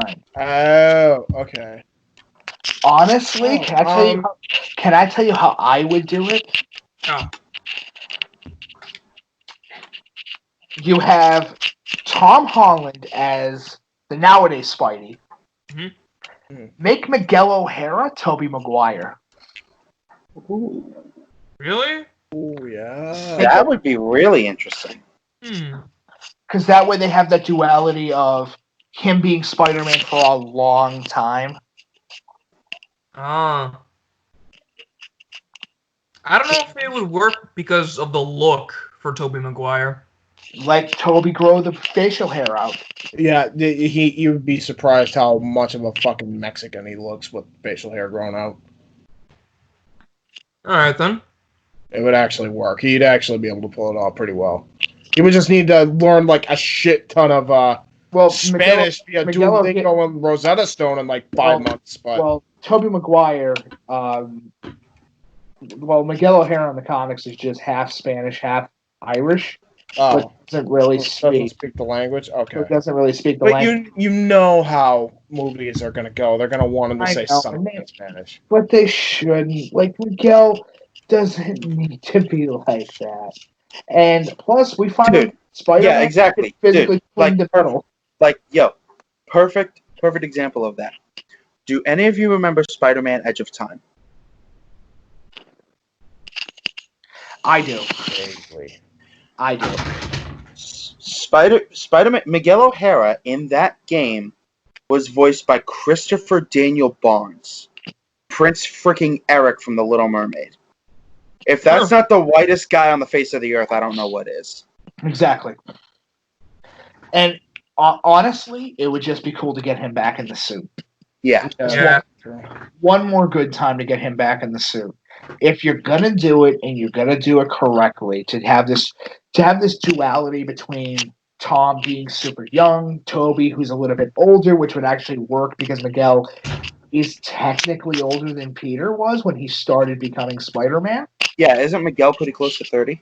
Yeah, Miguel's pretty close to 30. Where Peter that would be the best way to do the duality if you're gonna do the multi. Honestly, if you're gonna do it like really interesting, then do Miguel O'Hara, which means that you have a Spider-Man who can physically bite his opponents and sink his acidic fangs into people, which allows him to inject a neurotoxin that allows him to put his enemies into like seizure states. Here's another thing. If they do this, this means that they could actually realistically get a new actor for Iron Man. I mean, it doesn't have to just be fucking. Doesn't have to be Tony. Could be the current Iron. Could be the current Iron Man. That stupidly smart black. You mean War Machine? Yeah. No. This is a like 15-year-old girl that has taken over the Iron Man. Oh, Iron Girl. Yep. Oh, yeah. I think they've already started hyping that up with the. Tony's adopted daughter. Tony. Yeah, which makes sense. Wow, I found. Wow, oh, fuck. Casey's right. Casey's right. Sorry, I mean James is right. Toby with facial hair absolutely looks like he's He does. He totally would fit the role like super hard. I feel like because the fact is like, if you have Tobey Maguire in the role and you have him do it correctly, at least write him intelligently and use time as his weapon. Yeah, because he absolutely can. Do the Edge of Time storyline. Because now you get to use, and hear me out on this, you get to use Eddie Brock. Yeah. Ooh. You get to use Tom Holland. Tom Hardy. Dude, if they're going to do that. Oh, yeah, because they said they were working out a deal to make the Venom movies a part of the MCU. Yeah. And it'd be an interesting thing if they're able to do Eddie Brock with the anti-Venom suit, so that way you can put it and have Holland with a little bit of aging. Obviously. Which is not hard to do. And just his natural look and a little bit of makeup. And you'd be all set. I mean, to be honest, the MCU is primarily the Ultimate Universe for a lot of things. Now, speaking of that, we'll move on from Doctor Strange. We pretty much covered all bases, really. Guardians of the Galaxy 3. What is the premise of that? Is that going to be with Thor in it? Because I know as Guardians of the Galaxy. Yeah, no. I think this is the one where they're finally going to bring in Adam Warlock. Oh, okay. Oh, Adam's fucking war. Can I please rant for a couple seconds about that fucking character? Go ahead. Please do, because I don't think I was ever lectured on him in my comic book class. So Adam Warlock is the Deus Ex Machina for Thanos. Originally, yes. So basically, originally, yes. So he's his double. Let me simplify this. I already know where you're going. He's a superhero who straight up comes out of nowhere and beats Thanos. Oh, I was about to say during the battle for the gems, during the Infinity Gauntlet Adam Warlock comes out of nowhere and beats Thanos. How? He just does it. That's ridiculous. In fairness, Thanos in the comics also lost a fucking Squirrel Girl. So did Doctor Doom. So, I mean, it was a different time. Do we get any info on this dude before he beats Thanos? Or is it the type of character that just shows up a mysterious new character out of nowhere and beats Thanos? Dude, he literally just comes out of nowhere, takes the Infinity Gauntlet, and beats Thanos. So basically, what you're saying is he's the even though this is this is the future. What I'm gonna reference here, they tried to do Bane from Star Wars, but they did it piss poorly. Explain what you mean. Yeah, because I'm not getting it. Bane in the Clone Wars was a fucking awesome villain. But Bane wasn't.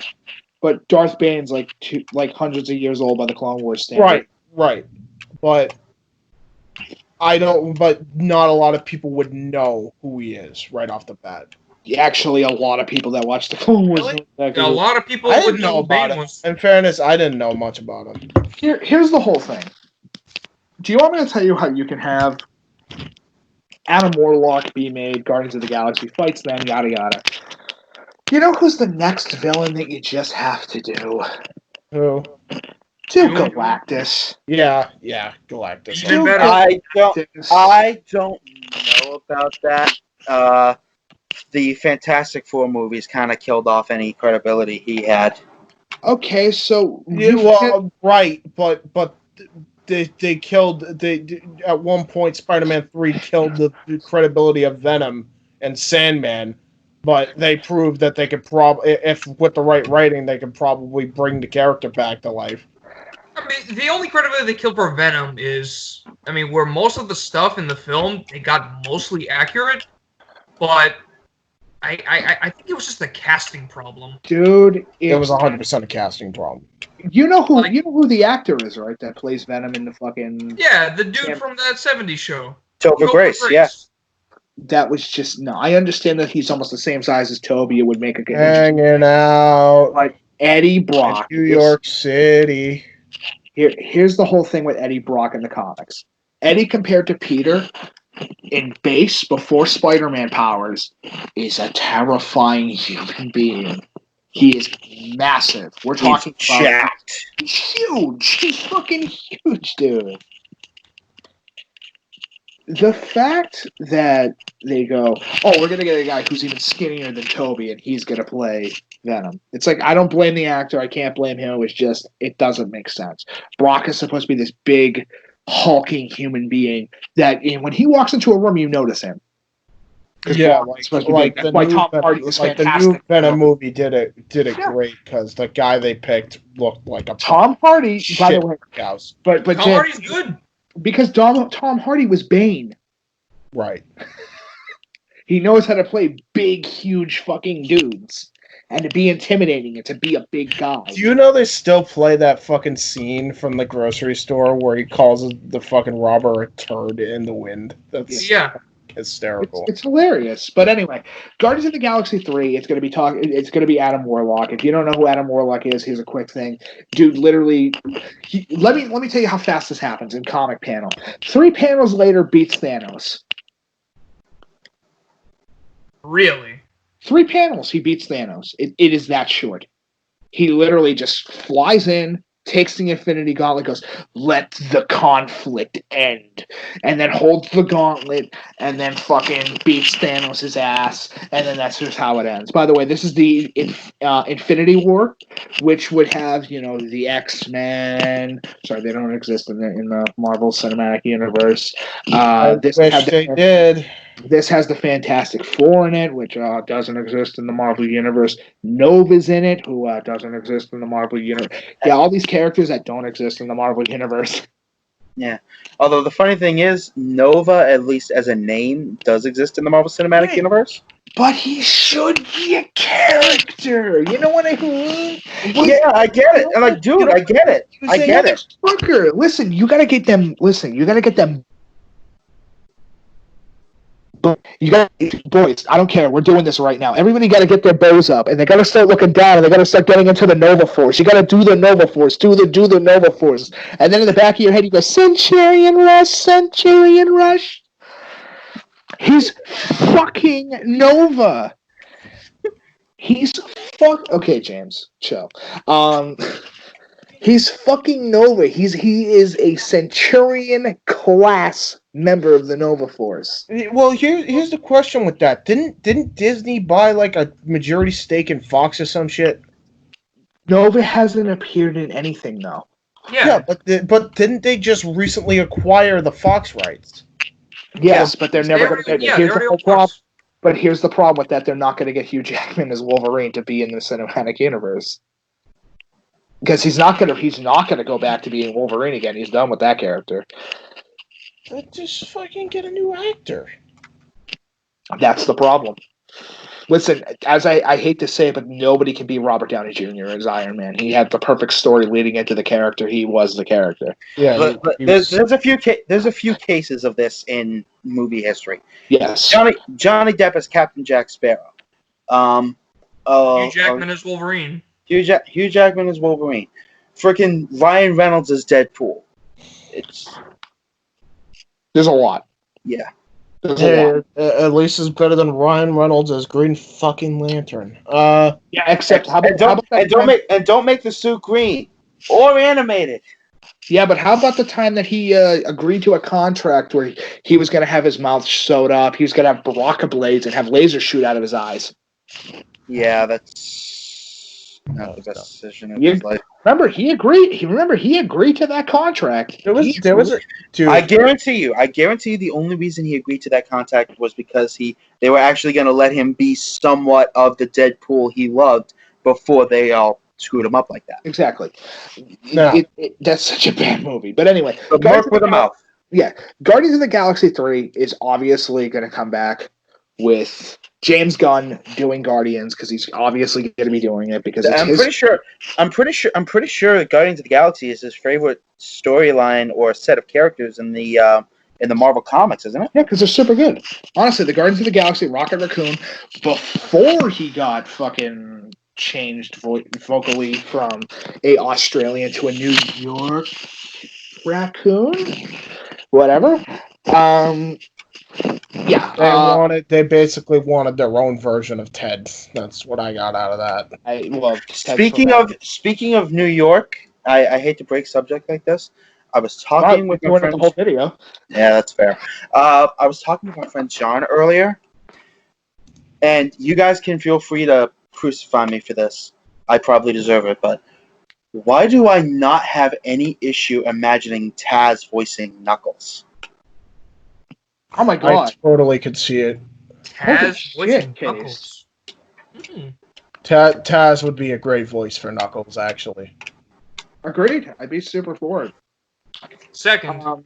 Yeah, that'd be super good. I think. Now, here's a question: If we're gonna just break subject like this, we might as well just go all out with it. Who the fuck voices Shadows and Tails? Well, Tails already has a voice actress. Right. As for Shadow, that is a very good question. The voice actor for Cloud. Steve Bloom. I mean, actually, no, that's wrong, Steve. Original voice actor for Cloud, I believe, is Steve Burton. No. You want anybody to be Shadow, you get Sephiroth's voice actor. Oh, George Newbern. Damn. George Newbern, yeah. Oh, and Nikos, to answer the question of Adam Warlock, that's Adam Warlock. I feel like I've seen him before. He is he looks like a douche. He literally is. Also, hashtag like a full bearded Beast Boy. But hashtag to full bearded Thor though, right? Like holy shit. All right. Now I believe in Guardians 3, Adam Warlock is going to be played by Nathan Fillion. Who? Yeah, who? If you've ever seen, oh god, he's been in a lot of stuff. If you've ever seen the second Percy Jackson movie, he's the guy with the Caduceus. I believe he's Hermes. I mean, I could make this way easier case and just say, hey, has anybody ever seen the Suicide Squad? Which Suicide Squad? Yeah, I've seen it. Has anybody else ever seen The Big Bang Theory or the Uncharted live-action fan film that came out? Has anybody ever seen, I'm pretty sure he was on this, Firefly? He was in Guardians 2014, which is really weird. Really? He was in Guardians of the Galaxy 2014. That's really weird. He was in the Nathan Fillion, who's going to be Adam Warlock. He's in 2014? Yeah. He's in the first Guardians movie? Who did he play as? But Adam Warlock isn't in the fucking Guardians till the new one. Yeah, no, he must have played as somebody else. It's not right. He was just one of the gold people. That's right. Okay. All right. Yeah. Okay. I would love to continue talking about the MCU because the MCU is awesome, but we got the other topics. but Honestly, hang on. Right before we move on, yeah. The third Guardians of the Galaxy, is that going to take place after Endgame, or? I believe so. Yes, or at least maybe concurrent to it. Dude, name one member of the Guardians that's dead. Wait, then that mean it would be Asgard as Guardians of the Galaxy then? No, it's not as Guardians of the Galaxy. If it takes place Thor's still after doing Endgame, then yeah. No, Thor's doing his thing on Earth. Really? Because at the end of Endgame, he was in the ship with the Guardians. Wait, was he? Yeah, he was with the Asgard. Yeah, he joined up with the Guardians. Remember, that's when he got. Dude, you couldn't miss it. He got fat. I need to watch Endgame again. The dramatic transformation of Thor. He got fat and joined the freaking prisoners. Listen, they're gonna drop him off on a planet that has a Denny's and an IHOP, and he's fine. He's gonna break like 50 mugs and it's game over. Okay. Yes. All right. Let's move on. Let's move on to the next topic. So, We have at least 4 more. So Casey, are you ready for XCOM to reappear? XCOM gonna give it to you. Get out of my head, Nikos. Honestly, I've had not much experience with the XCOM series. I'm familiar with it a little bit. I know what it is. I know what it's about somewhat. Not really had that much experience with it. I played XCOM 2, I believe, a while back. It's a real-time strategy series, if I remember It's correctly. a real-time strategy series where the Earth's been taken over by an alien force, and you, with XCOM, are trying to fight back against the alien menace. Yeah. So basically, every other. Except XCOM 2 is like fucking super moddable. That's why you're able to play as, the Imperium of Man from fucking Warhammer 40k. You're able to play as Gordon Freeman with like entire voice packs done by Ross Scott from fucking Freeman's Mind. You're able to have an entire team that's all G.I. Joes if you wanted to. G.I. Joe, a real American hero. Which does mean Sergeant Slaughter is optional. Yay! Hey! Wait, does that mean we can get the Robot Chicken Hogan's Heroes too? You can absolutely get Robot Chicken Hogan's Heroes. Nazi, how are you? If you can find enough voice lines, you can absolutely fucking do that. Like, yes. James is happy. Chicken and Hogan's Heroes? Yeah, what? I've never seen that. I have definitely shown you the Robot Chicken's Hogan's Heroes thing. Oh, it's You haven't seen the one where they You're missing out if you don't remember it. Roddy Piper in figure form walk up to a Nazi and go, hey, you fucking Nazis! And then he beats the shit out of them and suplexes them and clotheslines them and puts them in a sleeper hold, and then they're all just sitting there behind the wall going, Good times. His stealth. The funniest thing is they could only get Hogan and Piper, Slaughter, and no, Slaughter isn't voiced by himself. Oh no, Slaughter isn't voiced by himself. It's only Hogan and Piper. Yeah, and then and everybody else wasn't. But yeah, that was hilarious. Oh, we have rocket launcher, flamethrower, Slim Jims. Oh yeah, I can do a Slim Jim. Because of course we have to make that joke in fucking 2012.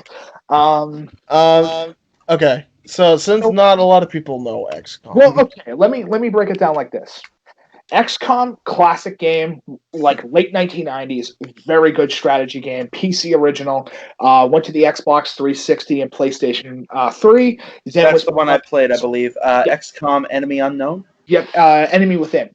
Oh, yeah. The second one was Enemy Unknown, which it's fantastic. As I said, I love this game modded because I like having the Gordon Freeman mod where he just goes, he fucking grabs a grenade, pulls the pin, and goes, and now onto the floor, Secretary Pineapple, and he throws a pineapple grenade into the room. You will be representing me on the floor. It's a super fun game. I just wanted to get the news out there that it is coming back in some shape or form. And if you're a fan of it, cool. I hope you really enjoy it. I did. I love XCOM 1 and 2. I think they're very good games, but they are fucking notoriously really hard if you don't know what you're doing. Well, and I very much did not know what I was doing. Yes, it is very, like, put your sniper up on a little nest. Keep your minigunner out in the open because he's your tank. Make sure your soldiers have enough cover. This is the type of game where you will have a 1% chance at this range to shoot somebody in the head. Wow. It's ridiculous. I have an inside joke for Casey here. Casey, when playing regular XCOM, I don't know what the fuck I'm doing. Casey playing a version of XCOM Tetris. I know exactly what the fuck I'm doing. I mean, Playing XCOM Tetris. I know exactly what the fuck I'm doing. it literally is. Honestly, Casey, it literally is Tetris. Yeah. Just imagine instead of bringing the blocks to you, you're going to the blocks with fully automatic firearms to blow their fucking heads off. In case it goes, I now want to be a master at alien popping Tetris. I am the man who comes. I am the man who came with a Glock to shoot this alien in the cock. Take my 12 gauge and put it in his eye and blow his fucking mind tonight. Now I have the assault rifle with the barrel and I point it at the family now. Oops, that's the aliens. You see, now I'm going to. Just turns into Spec Ops The Line halfway through. What? Oh, man, I got my foot for that. Just turns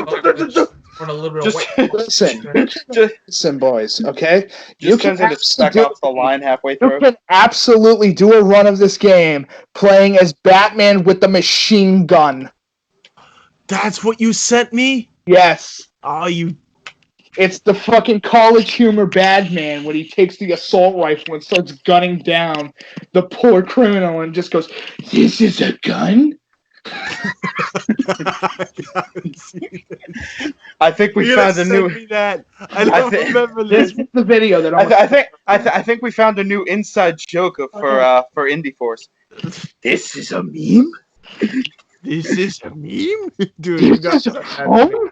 Dude, find that video and send it, please. This is a plate. This is a dish. This is a bad franchise? Give me your This coming. is a bird?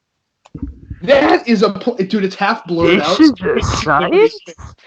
So anyway, This is a heart attack? So here comes the question, because I wanted to add this one in here specifically for us as individuals. Yeah. And it's a good question because I feel like it will get the audience out there to know us better in personality format. Yeah. Sega Genesis or Super Nintendo, which one was the better console? In terms of let's take it one at a time. Let's go based off of your favorite games from each, and then we'll go from there. Casey, since you are the age before beauty, you get to go first. And he just goes, "Fuck you." Fagoot. And just like that, everyone in the comment section is calling us a bunch of fagots. I like fagots. They're pretty good. They like to jump up on the rocks and boing, boing, boing. You know what I mean? Yeah, but fagots taste go. awful. Yeah, it's not my favorite breakfast cereal. Let's be honest. Anyway, James, do you remember that part? Do you remember that time I had you in tears because of my homosexual man voice? James, how come you keep trying to go outside? You'll get coronavirus. Stop! You're gonna get COVID-19. Stop! Are you not wearing sunscreen at the beach, you silly pants? What's wrong with you? You're gonna get cancer and COVID-19. What are you doing, you silly bitch? James, why haven't you shed your life? You're gonna get text down there. You're gonna get Lyme disease. Okay, calm down, Harley Quinn. James, how come you have smooth brain? Well, you don't understand how cancer works. That's all it takes. Trying so hard not to cry. Yeah, for fucking Nikos, all I gotta do is felonious and fallopian tubes. And then I just ragdoll into my chair. Screw your K-dance. Looks like you got some pretty good K-dance there. Looks like you got Flagonius and fallopian tube. I like Fagingus and Bagingi. Fagunius and Begonius. Nikos was on that fucking point. I like the headers in the honus. Country bonus. It goes down nice and smooth. Speaking of which, I'm gonna get some Mako poisoning. Hold on.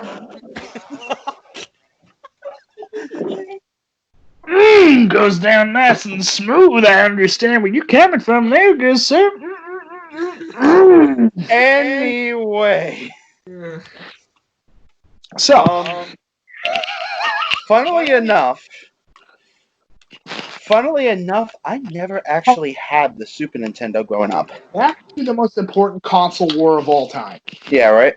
I never actually had the Super Nintendo growing up, but when I was probably 4, my grandmother got me... Bring up then. I said I never had the Super Nintendo growing up. Exactly, but you still grew up. Yes, absolutely. We all do. That's And then you kind grew of... out. That's... Oh. You're actually a You're actually a dickhead. You're actually a dickhead. Give me like 2 minutes and I can make that super possible with this fucking thing. Oh my god, I forgot I gave you that. Hey, DeMarcus. I got a question for you, homie. What's up with your K-dance? James is fucking done. James is fucking done. Done. James is done. Wait, hold on. It's better if I done. James, is it better if I cover up my eyebrows and I go like this? That looks like your eyebrows. James? Wait. Oh no. James, I got a question for you. What? You ever get really cold at night? Well, that's pretty chill. Ah!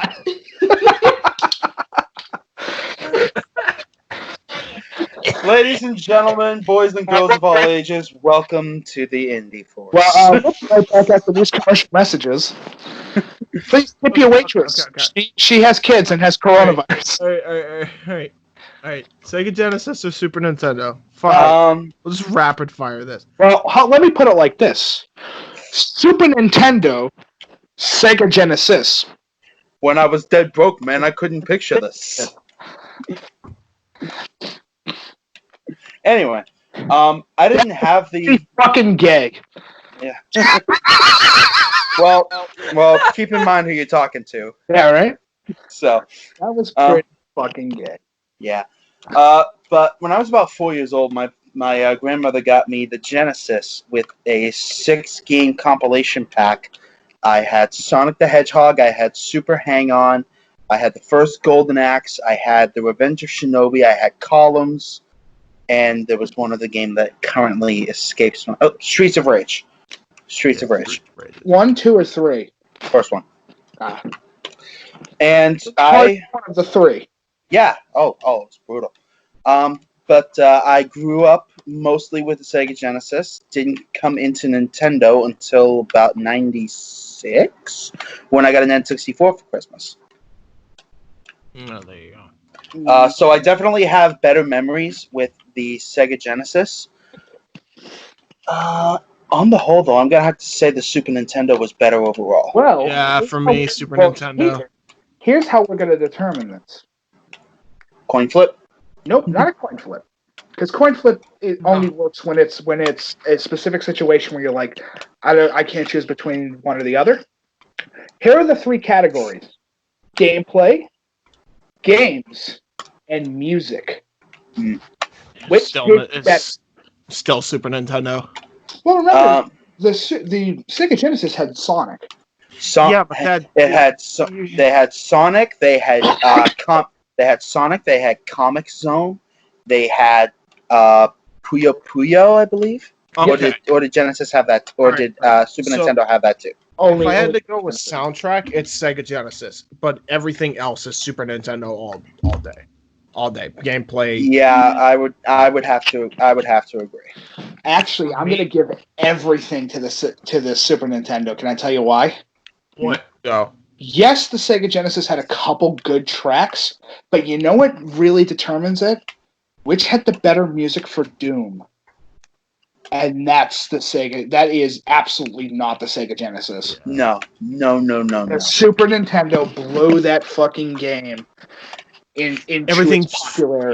You know what the thing is? You think I realize something. You think the Sega Genesis songs sound different, but that's if you're just thinking of franchise, because literally the way they do it is just a whole score. But if you do it but when it comes to actual Super Nintendo, everything sounds at least a little bit different. Yes, absolutely. And I think that's where they actually have. So okay, let's go based off of this. What is the first Super Nintendo / Sega Genesis game you first played? The first one I remember playing was Super Mario World. Okay. Nikos? I can't remember the title, but I remember distinctly it was a Jackie Chan game based from the TV show. Oh, The Adventures of Jackie Chan. Yep. Yeah. And James? I think it was a Mario game.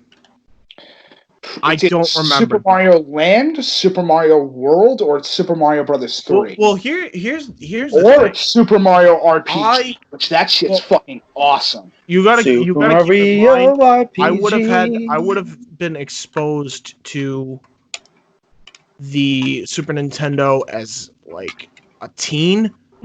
My actual first gaming console was, I think, the original PlayStation, and the first game I ever played was the fucking Toy Story Racing Mario Kart ripoff game, which was fucking fun.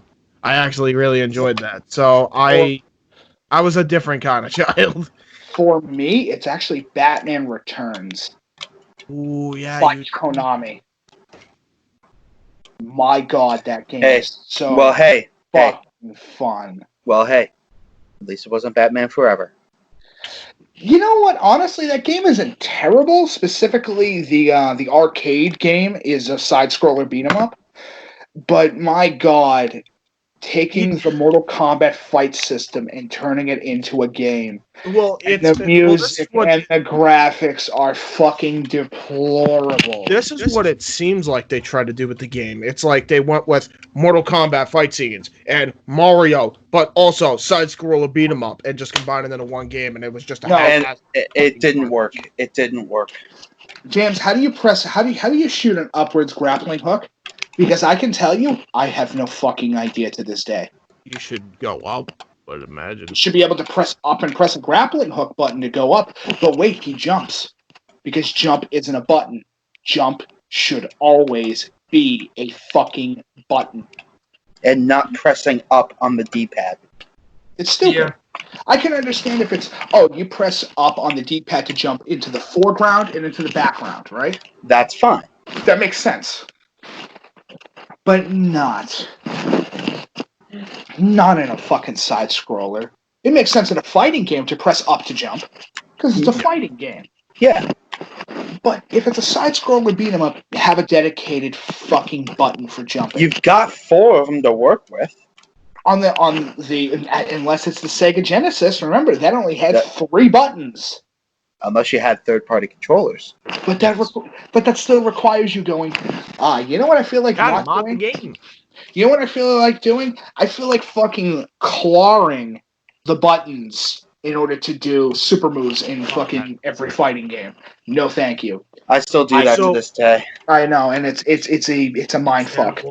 So we at the end of the day agree that Super Nintendo is the better console, but Batman Forever was fucking trash. Listen, here I actually have a list ready to go of some of the Super Nintendo games that were out on that console during the big heyday of Super Nintendo games. Yeah, we're talking about Contra 3, dude. Yeah, we're talking about Super Mario Land, World, Super Mario 3.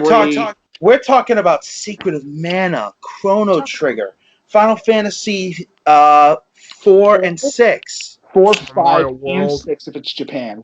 For some reason, the US never got 6. Sorry, never got 5. We never got 2, 3, and 5. We got 1, 4, 6, and everything after 7, and everything up through. Everything after 6. But yeah, there's too many good Raid titles. Fighter, Civilization. You had fucking Sim City. You had oh my god, dude. You had a smorgasbord, dude. Super Castlevania 4. Yeah, a Sega Genesis. It was safe to say Sega Genesis is basically the Xbox of this generation. Yeah. Where it was cool in theory, but not enough games to hold its weight. Not enough games to hold its weight. But oh my god, James, you want to talk about some shit? I have some shit for you. Not enough games to hold its weight, but the games that did stand the test of time will always stand the test of time. Well, Casey, that begs the question. How many attachments were for the fucking Sega Genesis? Way too many. Yes. And one of them includes the fucking console itself as the attachment. Yeah. So there's the Sega CD, which has some very good games. Sonic CD. Sonic CD. Let me see. Sega CD games. I think I actually remember Jurassic Park was relatively... You have Night Trap on it, Snatcher, which is fantastic. I want to say Space Ace as well. Yes, I think so. Oh god. Or was that for when the 32X came along? I think that might be 32X. You had Corpse Killer, which was a very good game. You had Prize Fighter, which was just awkward. It's like there's so many fucking games on each of these. I mean, the 32X had You had Slam City Jam. Slam City Jam. You had Virtual Racer. You had Knuckles Chaotix. The best version of Mortal Kombat 2 that you'll ever get on the 32X. Star Wars Arcade, which ran like fucking ass balls. NBA Jam. Fucking, there's some really good Sega games. Primal Rage. Yeah, but I mean, are we just equivalating all Sega games or specifically Genesis? Those are all, dude. That's all Genesis. All those games are attachments to the fucking Sega Genesis. It requires owning a Sega Genesis. By the time you get up to the 32, by the time you get up to the 32X, that fucking thing's on life support. Yeah, literally. You know what? Honestly, James, right after this, look up the AVGN episode of Sega CD. Of the Sega CD / the Sega 32X, the Sega attachments. Because he tackles both of them in one episode. And it's a fucking nightmare. We're talking about 3 AC power adapters attempted to be hooked up into a goddamn power strip. 3 of them. Now, Casey, for the Super Nintendo, you have Super Mario World, Kirby, Yoshi's Island, Super fucking Metroid, Kong Country, F-Zero, fucking Bomberman. The list goes on and on and on and on and on. Ghost. Do I even have to talk about Earthbound? No, you don't. Earthbound. No, I mean, come on. Earthbound is amazing, and believe it or not, and believe it or not, some of the games almost nobody knows about are gems in their own right. Have any of you guys ever heard of Uniracers? Yes. Stupidly fun. Mega Man X. Yep. Pilot Wings, very good. Demon's Crest. Although I kind of preferred Pilot Wings 64 personally, but it did come with the system. Mario Paint. Mario Paint. How many? Look up whoever out there, and this is directed to you 3 as well, though I'm pretty sure at least 2 of you have seen this. Whoever out there has not seen the James and Mike Mondays that they did on Mario Paint, go watch it. It's very good. It's a very good episode. Killer Instinct. Yep, the original, the OG Killer Instinct. One of the best versions of Mortal Kombat 2. Ever. Oh, God, what am I missing here? Dragon's Quest. Yep. Fucking Dragon's Quest became a big thing because of the Super Nintendo. Yeah. Like, there's so many great fucking games that are on the Super Nintendo. Yeah. That Genesis just can't compete with. No. And they tried like hell.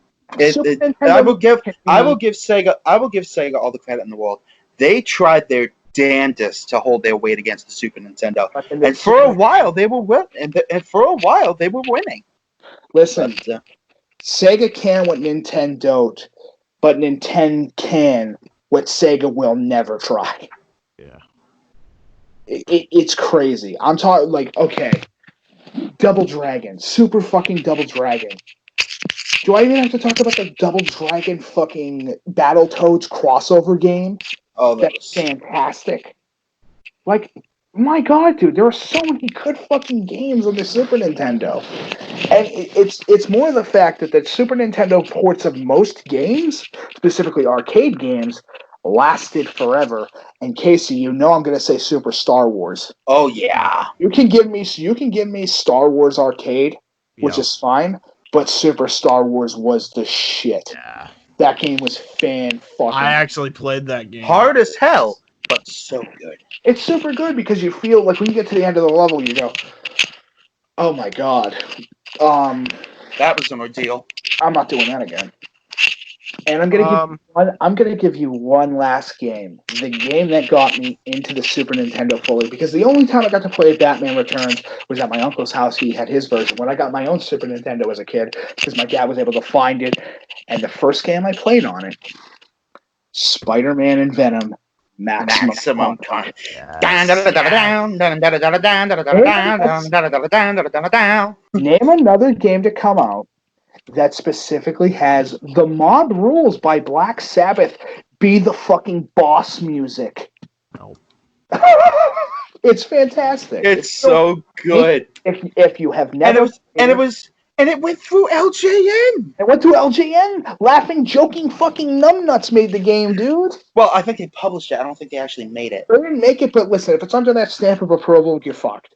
Yeah. It's really good. Like, out of all the fucking LJN games, that's the one that lasts. If you guys have never played it, get on it. Which I have never played it. I think Mike and I played that religiously for a while. James, you and I know about the Venom Shield tech. Yes. We know about the Venom Shield combos, which is fucking somebody plays Venom, he moves back and forth with the shield, it counts as a hit, have Spider-Man come in, web swing, hit a fucking kick right into the air, you combo. It's ridiculous. Now, question. Yes. To the comic guru of the four of us, how faithful is how faithful is the game to the actual Maximum Carnage comic arc? It's as much as you can with the game. It's as much as you can get in a game that's about, let's see, you could probably beat it in like 30 minutes. You could probably beat that game in 30 minutes. It's hard as fuck. But hey, it feels good when you hit things. Yeah, it's about 30. James and I were able to get through it in about like 2.5 hours. So that was because we were mostly fucking around and we couldn't figure out a couple stupid little mechanics. Being memes, basically. And having to use the continues because it's like. And I would love, for the record, I'd love to continue this, but I want to get through the. Are we gonna save the mass tournament scene for the next episode at this point? Probably. Yeah, that would be the one that we'll veto from this. We'll all right, so let's finish this last topic up, so that way we can wrap the show up. Yeah. So, because my legs are starting to go. Yeah. So, everybody, before we head off, obviously, and I mentioned, WWE and the way they're doing things. I will give credit to AEW. A lot of credit, because AEW obviously took their health first and their freaking show second. They taped a bunch of shows for 2 months until their pay-per-view. And they handled the pandemic right. And while they're still going to be working, I think that what they're doing is a lot more feasible to do shows to be taped and maybe at one live show than doing this ridiculous bullshit that WWE's doing. So I give all the credit for AEW on that. Here's the risk with this. AEW is losing viewers right now because of this time. And thank you for Mike for being able to research this, but DVR numbers apparently do count, at least for now. So anytime you watch Dynamite, I'm sure the ratings are going to come out by the time this airs, but I highly suggest to watch AEW, DVR it if you can't watch it live, and watch it like as soon as possible before the ratings come out Thursday, because they could use all the help they can get right now. Realistically, I think they said something that they wanted to be like over 500,000 or something like that.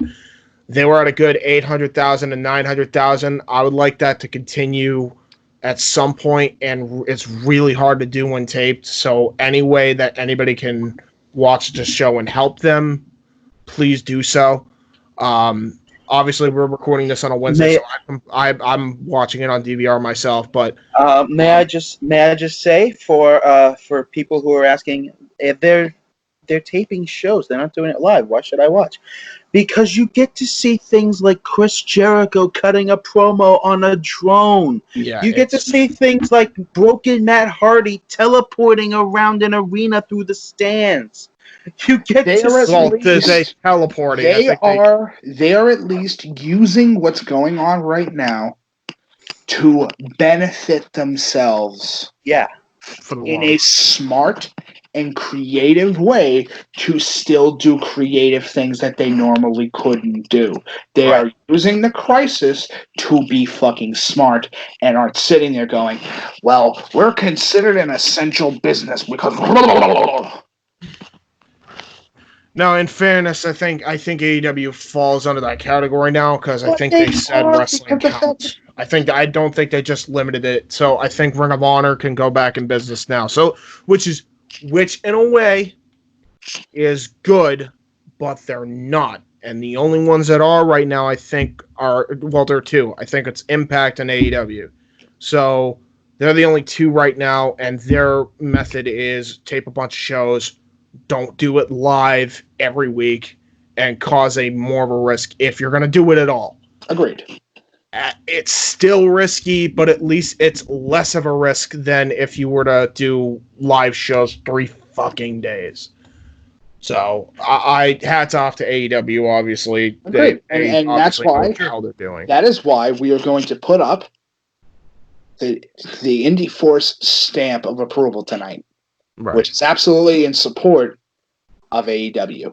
Yeah. We want to help these boys out as much as humanly possible, and we want to make sure that Cody and his staff are able to continue doing what they're doing every single week and providing content to people that are sitting at homes wanting to go to people want to go to the arenas. People really want to go and watch these matches and see what's going on. Today they were supposed to be in the Agganis Arena in Boston. And they I think they delayed that. I think that's still going on, but not until August now. Not till it's at a point where it's like, yeah, this is calmed down enough. But yeah, to the boys at AEW, to Kenny Omega, to the Young Bucks, to fucking everybody that's on the show, Cody and Dustin.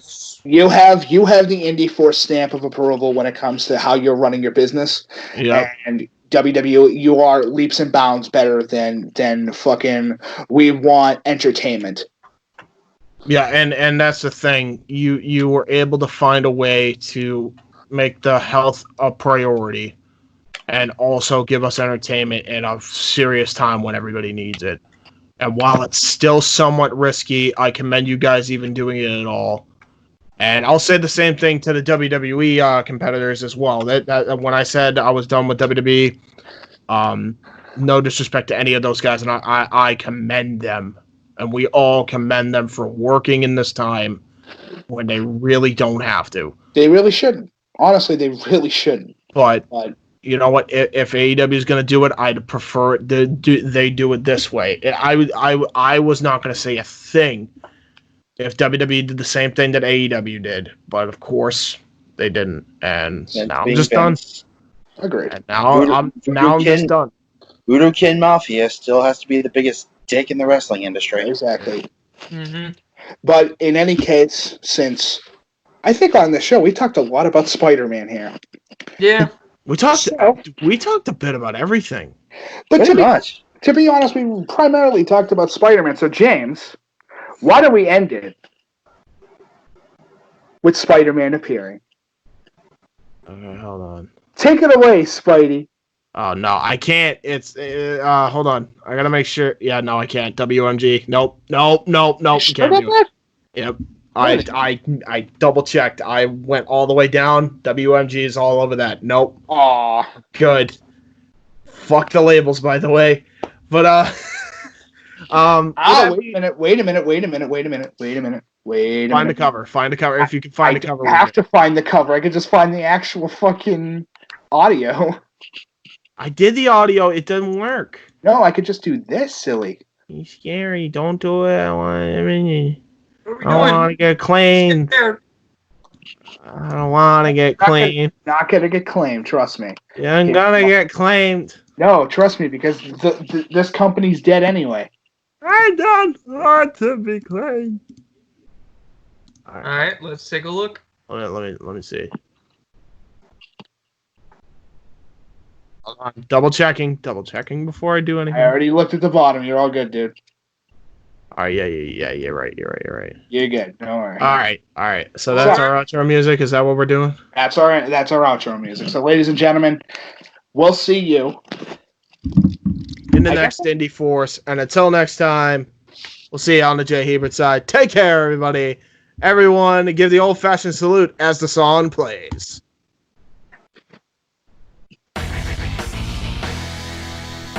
We love it when a plan comes together.